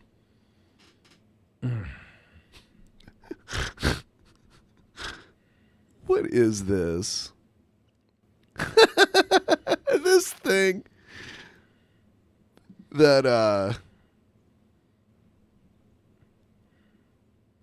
that Big Diesel posted a couple days ago in the Discord. Oh no. Is this a real dinosaur? What is it? I don't even want to say the name of it. Oh well, then those watching at home will have no idea. A Nigersaurus? Is that what it's called? Yeah. It's a bizarre 500-toothed dinosaur. The Nigersaurus, you might remember, we named for bones collected on the last expedition here 3 years ago. This sauropod, long-necked dinosaur, has an unusual skull containing as many as 500 slender teeth. Why did they name it that? Because it was found in Niger. That's where the skull was found. Okay. All right. I'm just out here trying to educate the world. I always called it Niger. Well, I suppose the country in Africa. Tomato. Yeah. Tigger. Well, Tigger is a character in Winnie the Pooh. Oh. A tiger is an animal. You know what the wonderful thing about tigers is? The tigers are a wonderful thing. Yeah. I'm just out here trying to share the knowledge. That's all I'm doing. Trying to learn everybody something. Streamlabs for sure isn't working, says Victorian Vamp. Is it just the alerts or are the donos? The donos are coming in. It's just the alerts, right? Well, they're not coming in good enough. Melon Kaya Letty says Ben unironically remembers the invention of the wheel. JK, we love our silver sweet boy. Silver? Yeah. I am getting some grays. I do have some grays. You're the silver sweet boy, Ben.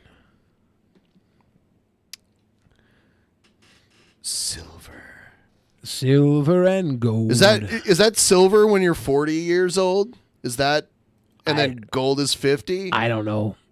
Or is it? I always thought it was like 50 and 60. I don't know what that means. I Yeah. So in a couple minutes here, we're gonna wrap it up for the night, and we'll be back on Thursday. Thursday. Yeah.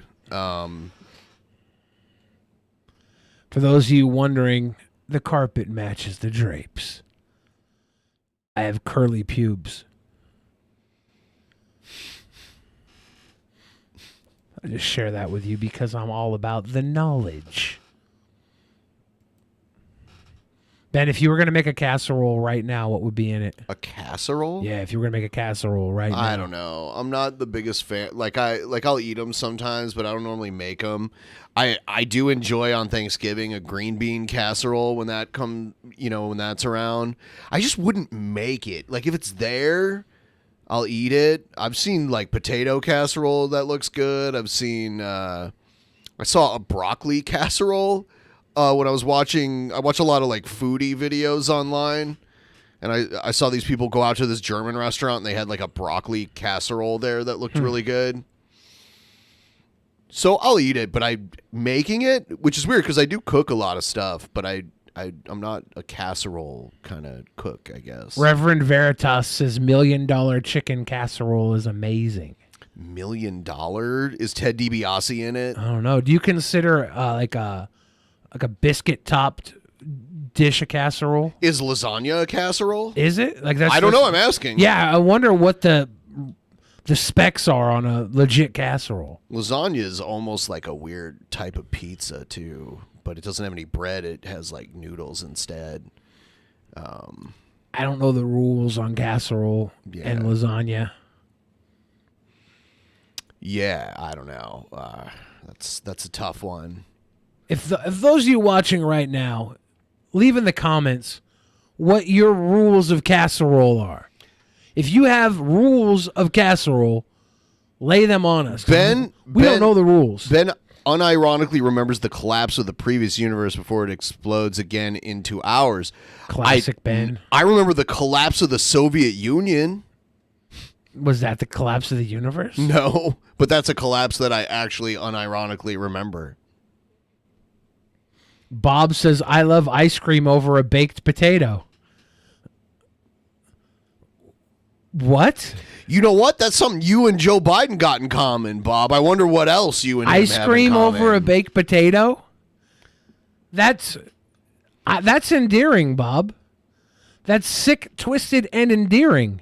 That is kind of like King Cobra levels of food hacking. Would you make a video of you eating an ice cream baked potato, please?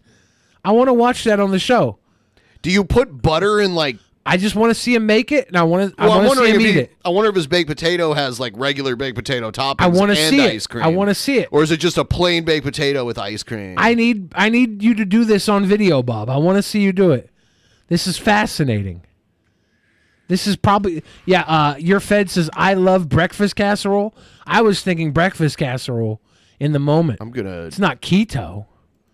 But it's you could probably make a keto. I really hope this Streamlabs shit is fixed before our next stream because this is stupid. Much love, Rick and Morty, the impressionist dog. Fully loaded breakfast casserole. Have you ever had a full English breakfast? No. It's what it is. You have to eat the blood sausage with it. Well, I mean that's part of it. You have to eat it, right? Sure. I mean it's not. I'm betting you would like it. I probably would. Yeah. If you don't finish the full English breakfast, did you have the full English breakfast? Yeah, I've had it before. But if you don't finish it, does it count as having it?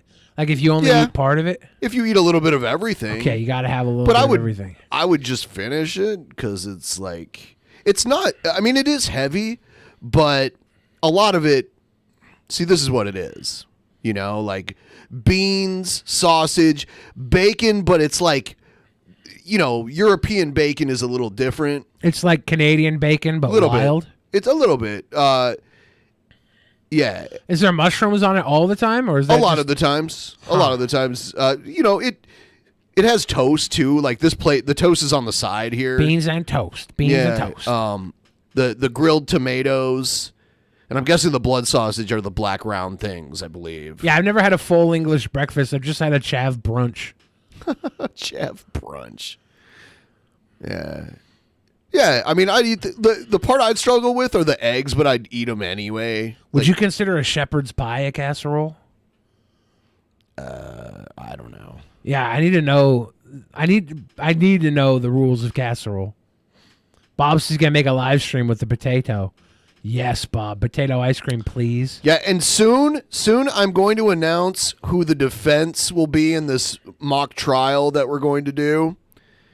And we're actually going to so Bob, being the prosecutor, is going to select 6 jurors, and then the defense attorney is also going to select 6 jurors. And we're not going to do unanimous decision.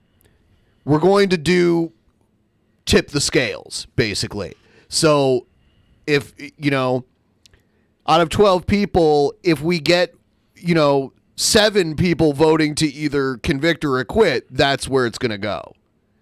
And so all you have to do is convince one of the people on the other side that was brought by the other side. But then you got to keep all your side together, too. And we're going to do it. We're going to do opening statements, and then we're going to let the prosecution go first. We'll allow witnesses, cross-exam from the other side, and then we'll end with the defense, and then closing statements, and then the jurors will decide the fate of the accused. Roger Wilco points out that eggs are the cheapest protein you can get your hands on. They're also isn't there like an egg shortage, and eggs are like more expensive than ever? They're still cheaper than other proteins. Okay. But they're also the best baby you can scramble.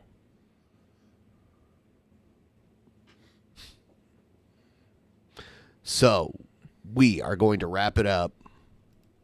All right, guys, make sure to wash behind your rears. Your rears. Make sure to fold back your penile frenulum. Good night, everybody.